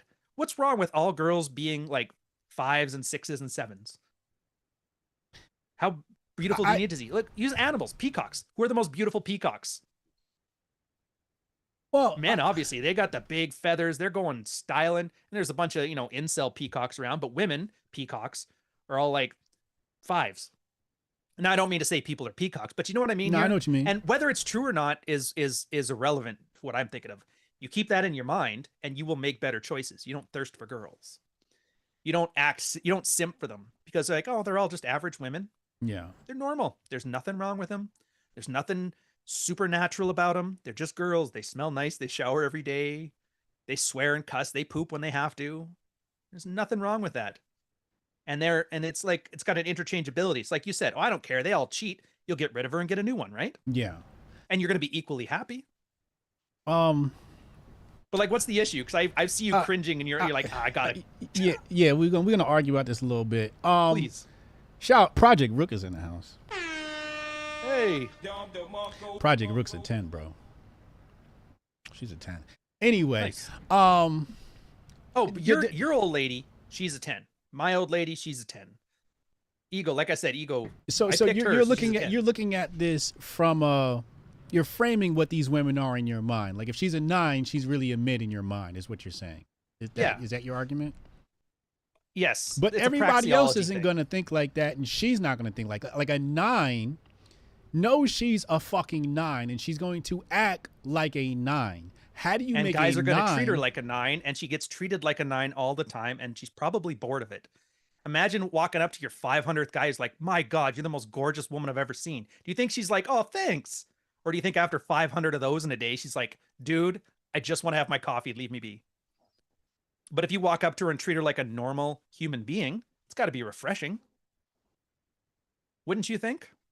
Well, I know this to be true. This is how I used to like, my thing was I went after the supermodel looking chick, right? Like I wanted the best looking girl, period. However,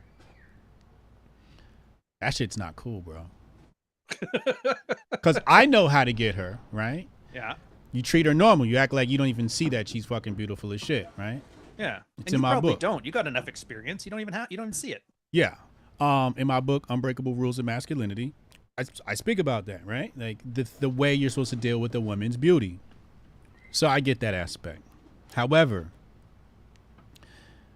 they are the most selfish people on the planet. Because they can. Who's stopping them? And that's the biggest flaw with women, right?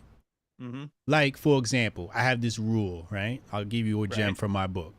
Ooh. If you meet a chick and you guys hang out a bunch of times, whatever it may be, and she's never given you a gift, drop that bitch like a bad habit. Or just entertain her for whatever purpose. But she's definitely not long-term material. She's not into you. Right? Like, I've had chicks who I've hung out with, and the first time we met, they brought me gifts. They're invested. They're invested. They want you. Yes. The 9s and 10s don't do that. They don't do that. Because they think they are the gift. They think they are the gift. God damn it. You know what? I think, okay, I should preface this then, because I always take for granted people know what I'm talking about, and I really shouldn't. Because I'm sure a lot of people are probably mad about the mid comment. I even saw you on it. When I say something like this, I don't say it as a statement that's factually true. I say it as a statement that has great utility. Like, it was always a joke. I'd say if I told a guy the moon was made out of cheese, and because of that he goes and works out 3 times a day, then as far as I'm concerned, the moon's made out of cheese. It's consequentialism. So for a lot of guys, yes, there's girls that are absolutely hotter than the rest of them, and there's ones that are uglier than the rest of them. But the problem is, when you tell that to a guy, what's he do? Well, girls that he thinks are 10s and he thinks he's a 5, he worships them. He treats them extra special. And not only does it make them kind of resent him because, oh, it's just one more guy that just wants to sleep with me because I'm beautiful. She resents him. He ends up striking out on a girl that maybe they would have hit it off because she's into what he's into. And he just didn't know that yet. So even though it's true, the information is completely useless to everybody, and it makes worse outcomes for everybody. Yeah. Like, great example of this. If we wanted to think about what was absolutely true about men and women, historically speaking, from an evolutionary standpoint, men exist to sacrifice themselves to keep women as safe and able to replicate as possible. Yeah. That would be it. That's what got us through caveman times. It's any society that didn't venerate their women would die off. Absolutely. And so the ones that didn't lived. And yeah, that worked great back when everybody was like starving to death and hunting in the savannah. But now we're in the world of abundance, man. There's 8 billion of us. Yeah. You could be, it's just not going to work anymore. It's like, I call it sexual diabetes. Because, you know, sugar, we had to eat, you chew on a sugar root, you get a sugar cane, you get enough energy, you can go on a hunt, you can kill something, you get meat, everybody survives. So we were predisposed for a sugar craving, which was great in the savannah, but now there's chocolate cake and it's basically free, and you're getting diabetes and it's killing you. Yeah.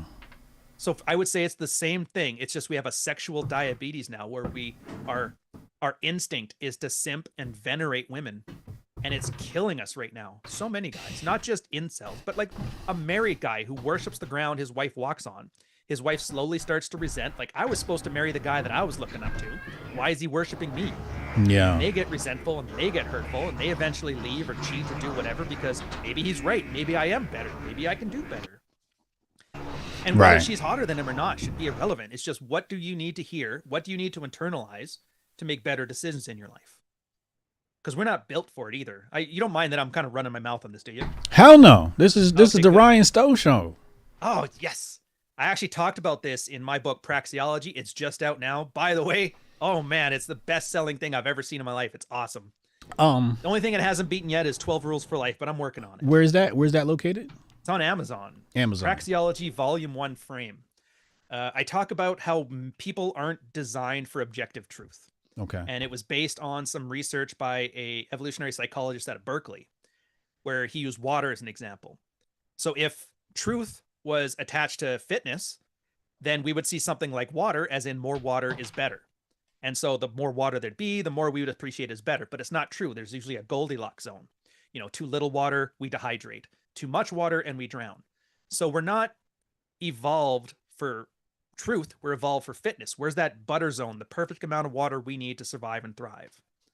And it's the same for everything. It's not just about more is better. It's not about you need to be 100% of the top 1% best man ever, because it doesn't work that way. There is a butter zone of things that you can have as a man. Narcissism, it's good to a point, but any more than that, it starts to hurt you, puts you in prison, gets you arrested, psychological issues, fitness. You can be as fit as you want to a point. Then after that, what's that joke where guys don't work out because women think it's hot? They do it because men do. You know the one? Yeah. Yeah, the guys who are like big power lifters, they aren't getting women. But the lean guys who are like moderately fit, yeah, and it's like everything. Charm, fitness, health, everything. Money, up to like if money equated to sexual happiness, Bill Gates would be I guess Elon's a good example, but Bill Gates used to be the example where like he would be swimming in poon, but he's not. It turns out there's a certain amount of money that you can have, a certain amount of resources that are good, but any more than that is bad. And so how do we know he's not swimming in poon? Well, Well, because it was a suicide, really. The man who would have said something, he's not here to confirm, so I have to go with my instincts. I think he's on the up and up. All right, let me ask you something, man. Got the Epstein joke in right at the last minute. Thank God. Had to. And what's the name of that book again? You said Praxeology, Volume 1, Frame. Wonderful. Picking up women. So again, like how I view 9s and 10s and even 8s. To me, they're like a watch or a really nice outfit. You know, you put on a suit. That's what a 9 and a 10 is, right? They're an accessory that makes a man look better. Right. Outside of that, I don't find much value in them. So you don't like wearing a suit just sitting on the sofa watching TV, huh? Oh, wow. I gotta learn who this Don DeMarco is. I keep hearing that damn thing. He's a DJ.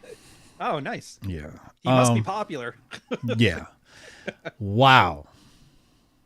See, you just made a whole lot of sense, right? Like they're good for those public moments, but the private moments, like, you know, like, do you really want her around? Like, what good is she? So, you know, I love a good mid-looking woman. Oh, I love a good mid-looking woman. They're just so real and kind. So you believe that men should go after these type of women and not the 9s and 10s? Or do you think that 9s and 10s can be conquered and made to be not selfish? I don't like should. Should is me telling people what to do with their life. And I've never, that's why I use the word praxeology. I don't like that. Okay. Because all I'm doing is telling you to live your life according to my values, which help me. They don't help you. So I don't want to say should. You can take that however you want. You could take it, well, you don't know that 9s or 10s are like that, so go experience it and find out the hard way. Because how many people are on here saying, you know, find yourself a mid, 10s are great, or 10s are horrible, but then you find out you meet a 10 and she's great. Well, then we just lied to you, but are we accountable to that? No. What are you listening to me for? It's like when you get in an argument with your wife and you do what she says and something goes wrong. It's like, well, why'd you listen to me? Fair. Yeah, no, I would say in my experience, once a girl gets to a certain point of attractiveness, and I can't even blame them for it. If you're a 10 out of 10 girl, of course, guys are going to simp for you all the time. They're going to venerate you. They're going to treat you like a goddess. It's going to go straight to your head. That's your bubble. And of course, you're going to be a selfish C word after that, because that's how you was raised by everybody around you. Is that your fault? No. It's just how you responded to the world. And that's why I think the wall, here's another one. You remember the wall where girls hit the wall? Mm-hmm. That's why I think this is actually a very psychologically damaging thing for super attractive women. Because when they go from being in one world where everybody is nice and everybody's kind and everybody loves you and they'll help you out to the end of the earth, and then you cross that threshold where you're no longer as good looking as you used to be, and then people start treating you like a normal human being, that probably looks like everybody just turns into an asshole one day. Mm-hmm. I could see that psychologically tearing you down. And so again, no matter what perspective you look at it from, like, do what you want. Just don't treat the 10 like a 10. All girls are mids. Drill that into your head. You act like that. And if the girl has potential to be more than just arm candy, that's the only way you're going to know. And why should I tell you that? Because that's something you kind of need to experience. Because who am I? I'm just some dude in Canada. Lived in the military, or did a military thing for a while on the West Coast. That's not going to be an experience that resonates with somebody in Miami or Portland or Oakland or some other city. You could have 10s there that are raised to be tomboys and they can do drywall and they do renovating and they love their man and they love Jesus and all this stuff. I won't be able to tell you anything about them. But what I can say is how you can act. So that way it's less likely that you're going to get that girl who just, you know, takes your tier 3 super chat, thanks you for it, then hands it off to her boyfriend. Shout out to Amaranth, the original top tier grifter.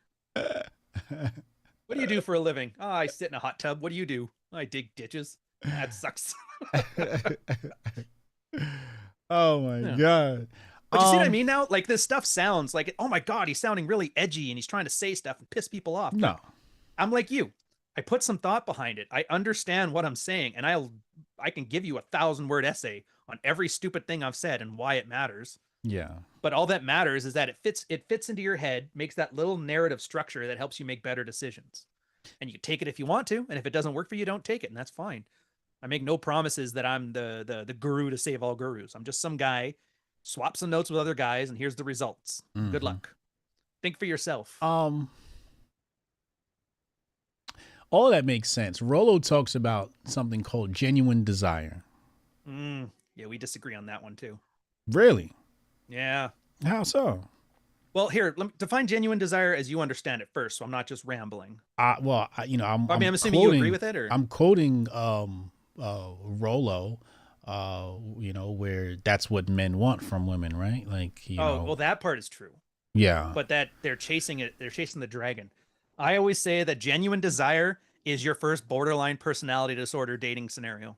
Wait, what? Everybody who talks about genuine desire, they want a girl to sleep with them, not because they got money, not because they're fit, it's because of who I am inside. That's what they want. They want to be loved the way women are loved. I love you because you're a goddess of the earth. I love you because you're a woman. You can make babies, mother my children. All this stuff that has nothing to do with her, but it's like an intrinsic quality to being a woman. And so guys want that. And the only place I've seen where guys describe it is where a girl is head over heels for them. She loves them. She doesn't want money. She doesn't want nothing. And I'm like, sounds a lot like that crazy borderline chick that I was dating. And she was horrible after the first month. And that's when I realized, yeah, all this search for genuine desire, it's because you keep thinking that men and women are interchangeable. What I would say is better is you just search for investments. Like you said, girl came to your house, brought you gifts, made out with you, thought you were great. She was invested in you. Your wife now, girlfriend, I don't know what to call her. I'm just going to call her wife. I hope you don't mind. Sure. She's invested in you. She gave you a baby. She gives you things. She gives you affection. She likes you for things but it's always a choice, you know? It's never just a feeling. Some days, even she's mad at you. Like my girl, she gets mad at me sometimes. I'm not easy to get along with. I don't know if you know this or not. But she gets mad at me. She storms out of the house. I get a call 2 minutes later. I'm picking up some Subway on the way home. Do you want a sandwich? So like, even when she's angry at me, she's still invested enough to make sure that we have dinner tonight as a family and sit together. I would say investment matters far more than genuine desire. Genuine desire is just expecting women to only want to sleep with you because they're horny and you're the best man in her life, when they do it for all kinds of reasons. So David Buss, Cindy Minson talk about it in Why Women Have Sex. They're Evo Psych professors. 800 reasons that women sleep with men. Horniness is like, genuine desire is like the 752nd on the list. What's at the top of the list? Oh, it's just a euphemism, but like cheating. Sometimes they do it for revenge if guys cheat on them. Sometimes girls do it to keep the peace.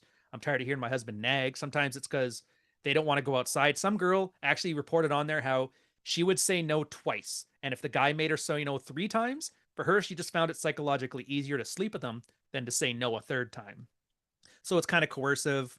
There was the whole thing about struggle hugging and how some girls have an erotic reaction to it. There's like all kinds of different reasons. And it turns out struggle hugging. It's a euphemism. I'm trying to save your monetization here. Oh, okay. Got you. But you know what I mean? Like there's all kinds of reasons they'll have sex. But guys think like, guys, I'm horny. You're hot. Let's do it. That's one reason.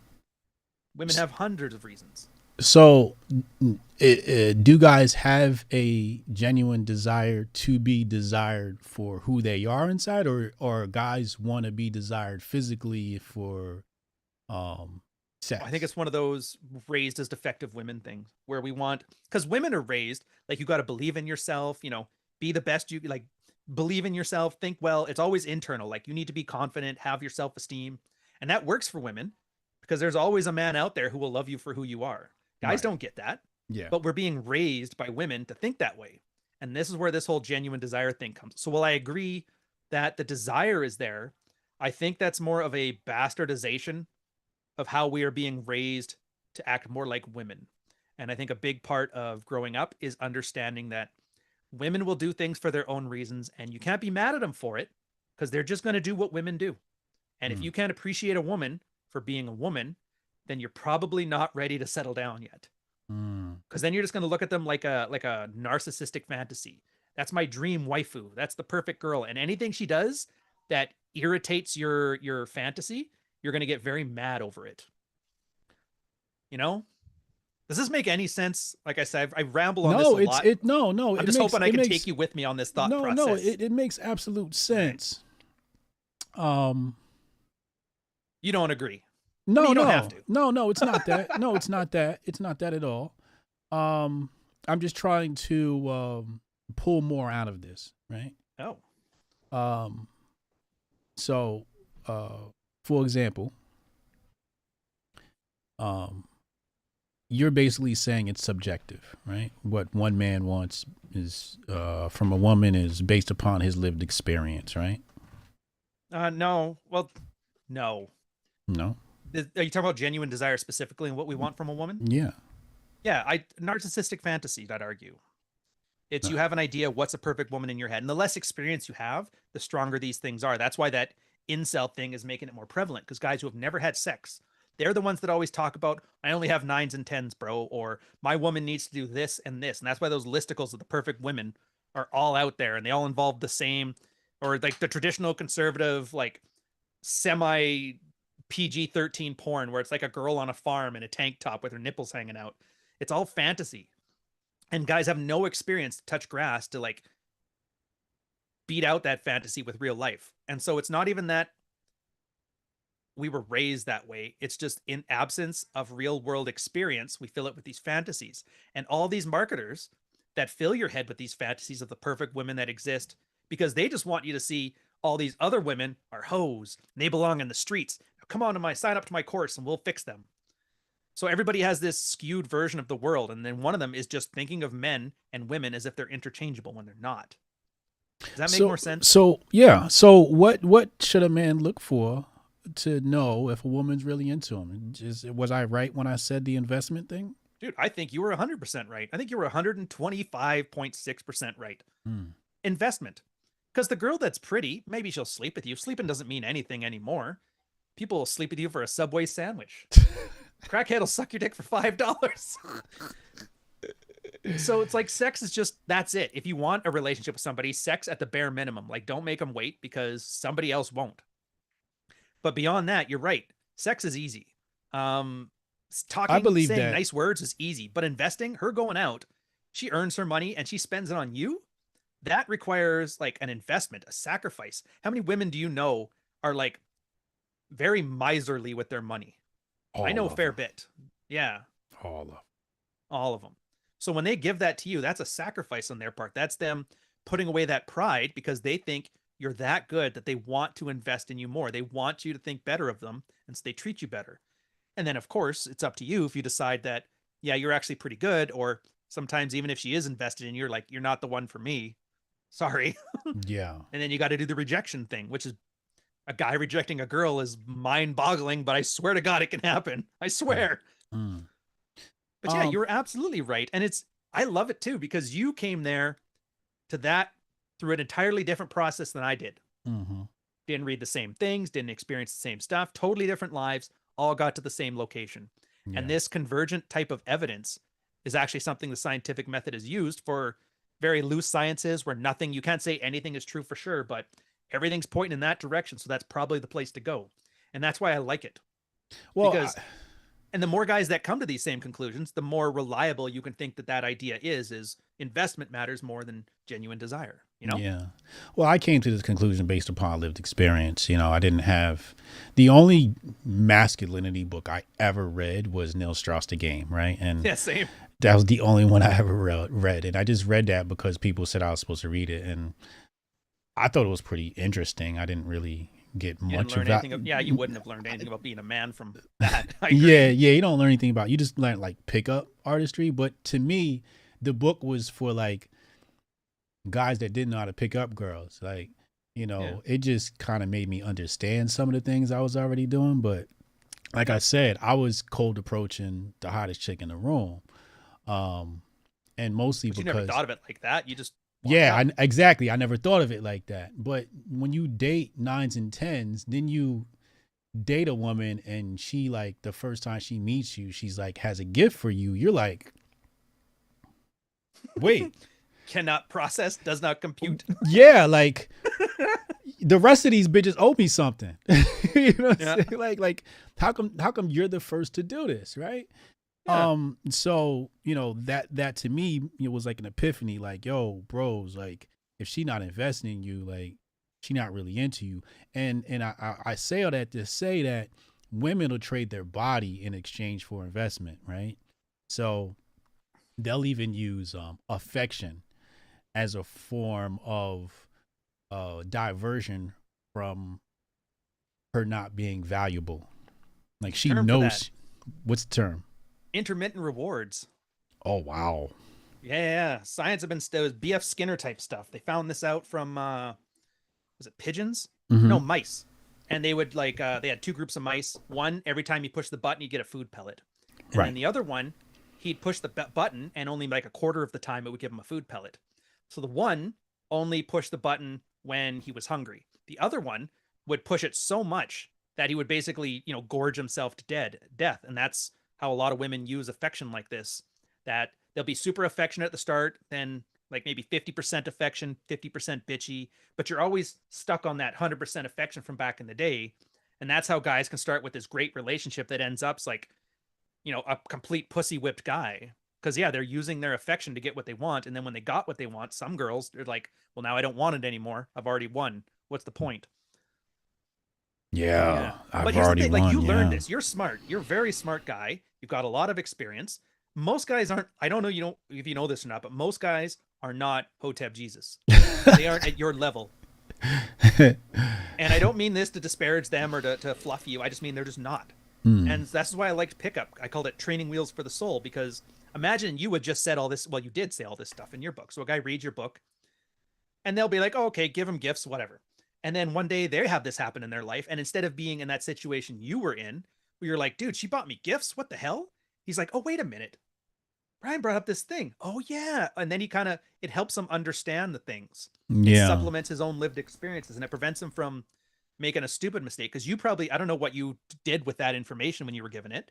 Maybe you did the right decisions and the thing kept moving on, or maybe you did something really stupid and nuked the relationship at that point. I don't know. Mm-hmm. But some guys get this like really good signals and they nuke it because they're so, a man's supposed to provide, and then they basically get mad at the girl for giving them a gift, and then they ruin a good thing. Yes. So it prevents those guys from screwing up their own lives. And that's why I'll never talk much shit about pickup. And I hate when guys kick the ladder out from under them after doing it, because it's literally to help you so you don't have to learn things the hard way. But it's not a suppla, like you have to have experience or it won't mean anything anyway. Absolutely. And so I just liked it. It's like having a big brother in your house. It's like, oh, dude, just do this. Yeah. Yeah. Nobody has big brothers anymore. Nobody has dads. Right. Yeah. Now, Yeah. unfortunately, some goofball with a top hat teaching pickup in a book is like your new dad 2.0, which it's sad, but unfortunately, that's what's left. Mm-hmm. All right. Last topic as we start to wind down here. Cannon Hotep, salute. This is a fantastic combo. Appreciate you, Cannon. Dax Hill, he said, like I said, menoforder.com face-to-face game is making a comeback. Make sure y'all get in tune. Dax Hill's writing some wonderful pickup artists content, understanding the dating game right now, menoforder.com. Make sure y'all get in tune with that. So let's go down that lane. Mm. Instagram is a no-no to pick up girls. Should guys be sticking to Hinge and Bumble? And I'm going to tell you why I'm asking this question, because I'm thinking to myself, like, Hinge, Bumble, Tinder. I don't want to pick up bitches on this app because all I see is herpes, okay? And hoe shit. And I'm just like, ooh, I don't want my dick touching that. I feel like the real, like Dax said, is we should probably stay away from the online bitches and stick to the offline bitches. In fact, I always got this joke. I say, yo, if a chick got a phone, leave her alone. I like that. Do you agree with that? Or should guys go on the Hinge and Bumble, get some experience or whatever? Or how are these things supposed to be used? I was blessed in that I got together with my girl just before Tinder became a thing. We've been together 13 years now. So that's a minute ago. But everybody I've talked to who's been on it have all said the same thing. It's like abysmal success rates. There's some guys that clean up, but most guys it's like 10,000 swipes a year. You'll get like 3 dates and maybe one girl you meet out of it. I don't agree with it just because it's not designed to show off your best features. Because a man is more than just what his looks are. You can be an ugly guy on photographs. God knows I don't photograph very well, but you put me in a room with somebody, I got a silver tongue and I can be enjoyable and I'm fun. But you can't get that on a Tinder profile. So, but I mean, I do understand it's like as a passive investment, why not? It's there. If something happens, that's great, but don't take it seriously. And I'm totally in agreement. Like people that are around you, like do things in your day that put you around other people. And that's something you should be doing anyway. If you're just sitting at home all day and you never see anybody else, you're going to be miserable. You're going to end up as like a liberal talking head on Twitter, and you don't want that. They're miserable people talking about gas stoves, like lay off my stove. But yeah, so if you're in a position where the only thing you do all day is surrounded by dudes or nobody at all, well, maybe you need some better hobbies that bring you into areas where, you know, women may be. Go to restaurants more often, eat out. Maybe you go to nightclubs, maybe just whatever you do, just go to places where women are. And then you end up building yourself a more robust mental health by having a social calendar. And then there's girls there, just talk to them.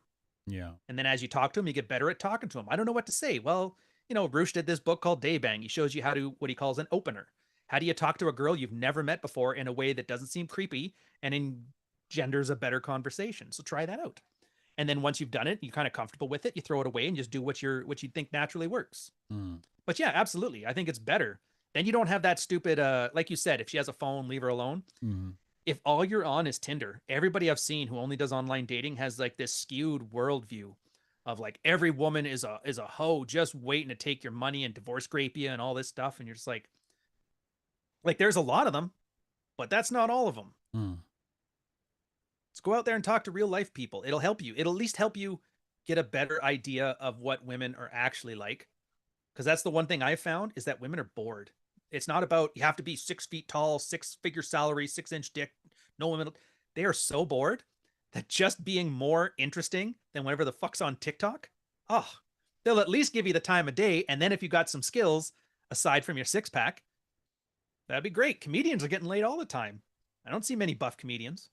Well, that's what I think many women are in for right now is entertainment. Like, you know, they're talking to guys simply for entertainment value. Like they don't really seriously want to date you. They might text with you, et cetera, but they're just doing that just because it's going to distract them from their day or their TikTok scrolling.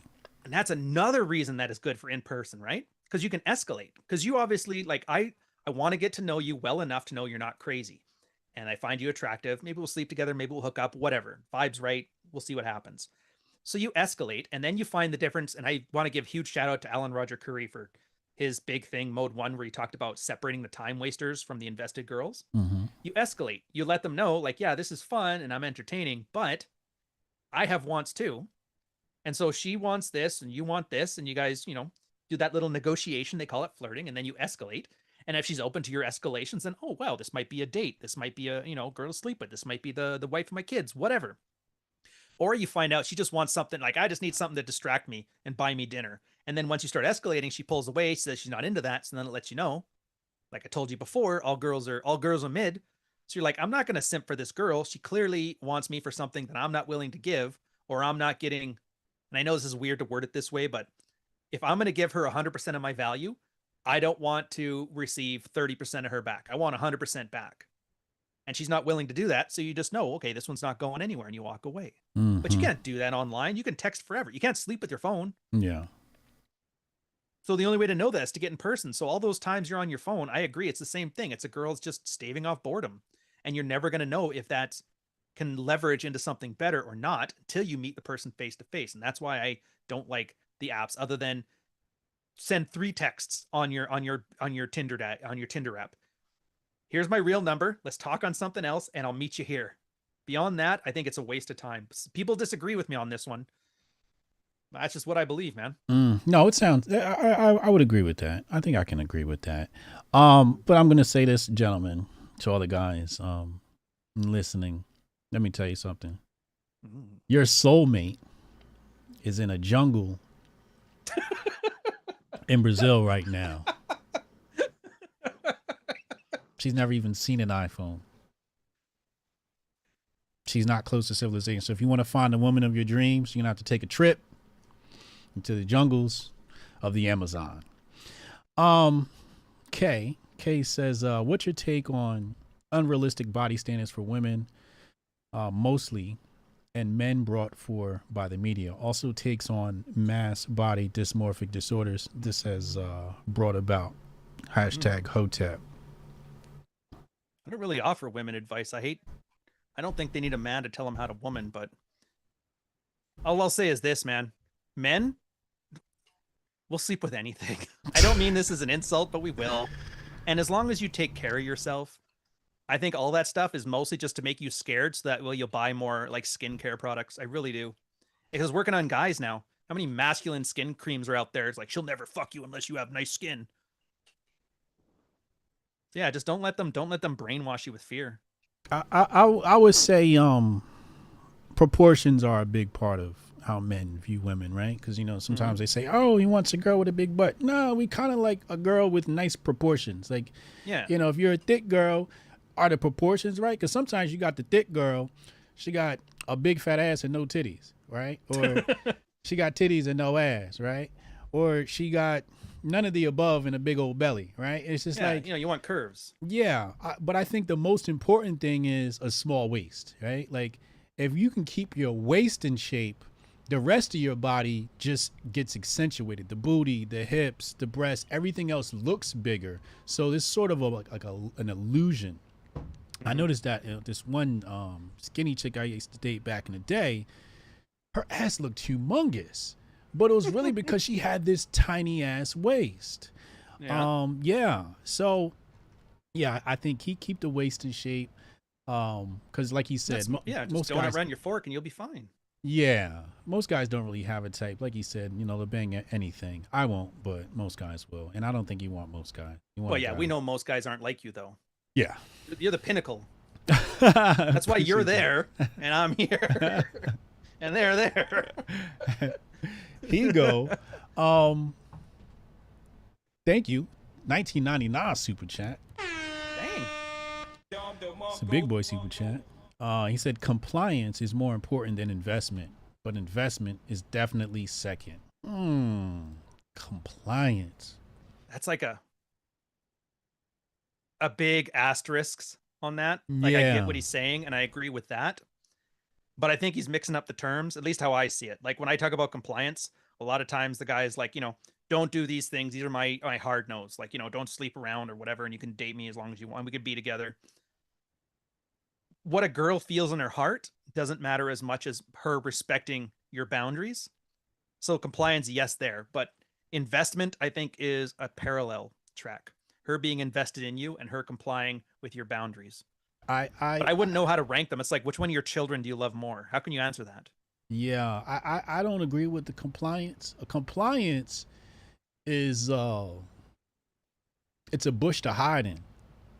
A woman can comply. You know, when I think of compliance, I think of setup girls. You know, girls that set you up to get robbed. Oh, okay. I think of feds, right? Where they just go along. Like, if you think about how feds infiltrate gangs, right? They do that through compliance.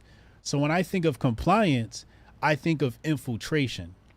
So I don't want a chick that's going to comply. I want a chick that will challenge at some point, so that we can come to an agreement and negotiate. So I don't agree with that. I think first and foremost, you want investment. Investment takes real effort, real thinking, and real time. I put that first. Compliance is somewhere down the line, right? I can follow that. It makes sense, actually, how you put it. Yeah, I don't agree with the compliance. Compliance isn't a big, like, loyalty and respect come before compliance. So I think I would go investment, respect, loyalty, you know, all of those, like the top three, and then everything else comes. But I feel like if somebody's invested, usually it's because they're going to be loyal to you and they respect you. Well, loyal to a point. That's another thing. And this is like a little, I don't know if it's controversial or not. I like that girls always expect more from you. It's like one of the few things that'll incentivize a guy to do more. Like, she always thinks the best of you. She always wants the best of you. And there's always got to be that little thing in the back of your head that if you totally let yourself go, if you become fat and lazy and lose your job and don't even try, and you stop charming her and you stop keeping yourself in shape, like, at some point that loyalty is going to get tested. Yeah. But that's why I don't agree with like modern marriage. Like we're common law. It's just we decided to live together and that's it. I like it because the loyalty every day is a choice. Mm-hmm. I mean, I'm assuming I'm saying the same thing you probably believe, just wording it differently. Mm-hmm. But you know what I mean? Like it's conditional on me always making sure I'm like 10% better than I was before, or better than I used to be, or at the very least as good, but in different things, like always growing. And I expect the same from her. So, you don't practice having relationships with other women outside of your current relationship? No, I'm pretty lazy. It's like this one's a handful. I don't need another one. Interesting. Like I flirt. I have no problem with that. It's just I have a simple rule: nothing up the skirt, nothing down the throat. Mm. And to me, that works. Because if I wanted somebody else, I'd be with somebody else. This one, I'm here and I'm happy with this. I've had enough girls in my heyday that it's like some new shiny 19-year-old comes up. I'm like, been there, done that, whatever. Yeah. But yeah. if there was a case where she wasn't me, like if you decided for like 2 years, like I'm not going to sleep with you anymore, then obviously my loyalty to a point. And at that point, I'm like, well, maybe it's time to start looking for your replacement. How do you feel? But how you feel about guys that want more than one woman? Give her. Let me know how it works out. I don't have the moral thing about, I don't care what other people do with their lives as long as it doesn't fuck with mine. That's why I loved at the start where you said, I just want to be left alone. Yeah, if guys want to have open relationships and that's great. I'd like to hear how it works out. So that way you can pass it on to guys like, hey, this is why it's good. This is why it's bad. This is what you're in for. Here's the dangers. And if it works for them and they're happy and the girls make a choice to be with him and he makes a choice to be with her and her sisters or whatever, and everybody's sustainably happy, who am I to fucking judge, right? Yeah. You got kids? I don't like talking about that on the internet. I got you. I feel you. I definitely feel you. Internet is a ruthless place. Dude. Like the trad thing, I was like losing it on Matt Walsh's latest post where he was showing off his kids. Mm-hmm. And I'm like, this is your traditional conservative branded account. You complain about pedophiles constantly, and then you keep parading around pictures of your kids. What the fuck is wrong with you? Yeah. Dude, trads got mad over that one. Did they? Like, kids are wonderful. I'm like, yeah, but not as a brand prop, you fucking narcissists. Yeah. Yeah. I don't like the guys who parade their wives like, look at my titties on my wife. Like, guys do that. Yeah. Show off how great as a husband they are. And I'm like, no, man, it's not your OnlyFans girl. Yeah. Fucking wife, man. Yeah, I feel like you paint a target on them when you do shit like that. But just respect. It's like, especially kids, they didn't buy in on this. They didn't. How many child actors do you know that are just fucked up right now? Right. Tons. Because parents were like, oh, I'll whore the shit out of you. Every underage kid at Epstein Island was there with parental consent. So don't tell me about, it's just showing off your kids. It's so wholesome. It's like, no, it's not, man. I don't think it is. I did see some actor kids. I did see the Matt Walsh tweet. Yeah, I didn't understand it until you explained it, but yeah. Yeah. I guess it's the difference between setting yourself up as a brand of a thing versus actually living a thing. I just find it very incongruent and I don't like it. And I'm kind of miffed that guys don't see it that way. But I mean, you can't change people. I'm just going to say what I say and let them yell in the void at me. Yeah, absolutely. Shout out to Lauren. Lauren's in the chat holding us down. What up, Lauren? Oh, nice. That's OG Hotep right there. Day one Hoteps. Ryan, all of your links are in the description box below. So if people want to purchase your products, subscribe to your YouTube account, that is where they can do so. This conversation will be on Apple and Spotify in the audio version. I know I keep saying that, and I never upload them, but I'll get around to it. Maybe I'll do a couple a day. I'm just so busy working on things. But I appreciate today's conversation, man. I got to know you a lot better than, it's a lot different when there's just somebody on the timeline as opposed to when you actually have a conversation with them. So now you're not the guy on the timeline anymore. It's like, oh, okay, it's Rian Stone. I know who he is. So I appreciate you coming on the platform, bro. Dude, I appreciate you. Like I said, I've been silently watching you for a long time. Learned a lot from you. Even the stuff that you weren't trying to teach. So I just want to say thank you as a longtime fan. I just wish I had bought the woke water. I just didn't. I'm kicking myself for it every day. I actually, the people that did buy, we gave them shares They're part Really? they're part owners in Hotep Nation. So at some point, they'll be able to do something with that investment. Even on your grift, you let them know what you're doing and you offered extra. Got to. You are a sweetheart. You're Gerster, sweetheart. My conscience won't let me sleep at night if I do fucked up shit. It just doesn't, That's just how I operate, man. I'm just a good guy. Yeah. But no, I appreciate you, man. Everybody, make sure you hit the subscribe button. Most importantly, hit the share button. Create some clips. Post the clips, your favorite parts of this conversation online. I'm Hotep Jesus. We out of here. Hotep and Build. Didn't listen to me then, I bet they feel me now. Don't let me lose it. The booth not about to prove it. I said goes and pursue it. You the best to never do it. Invest my money talking fluent, stupid, ducking the Judas. It broke my heart, but open my eyes. You have no honor, I have no choice. Chasing the commas till I'm gone. I've been left for a minute. On my way home, mama, I promise, got caught up in it. Damn. Everybody eats when I'm batting at the plate. First, second, third, home, $1 million bet.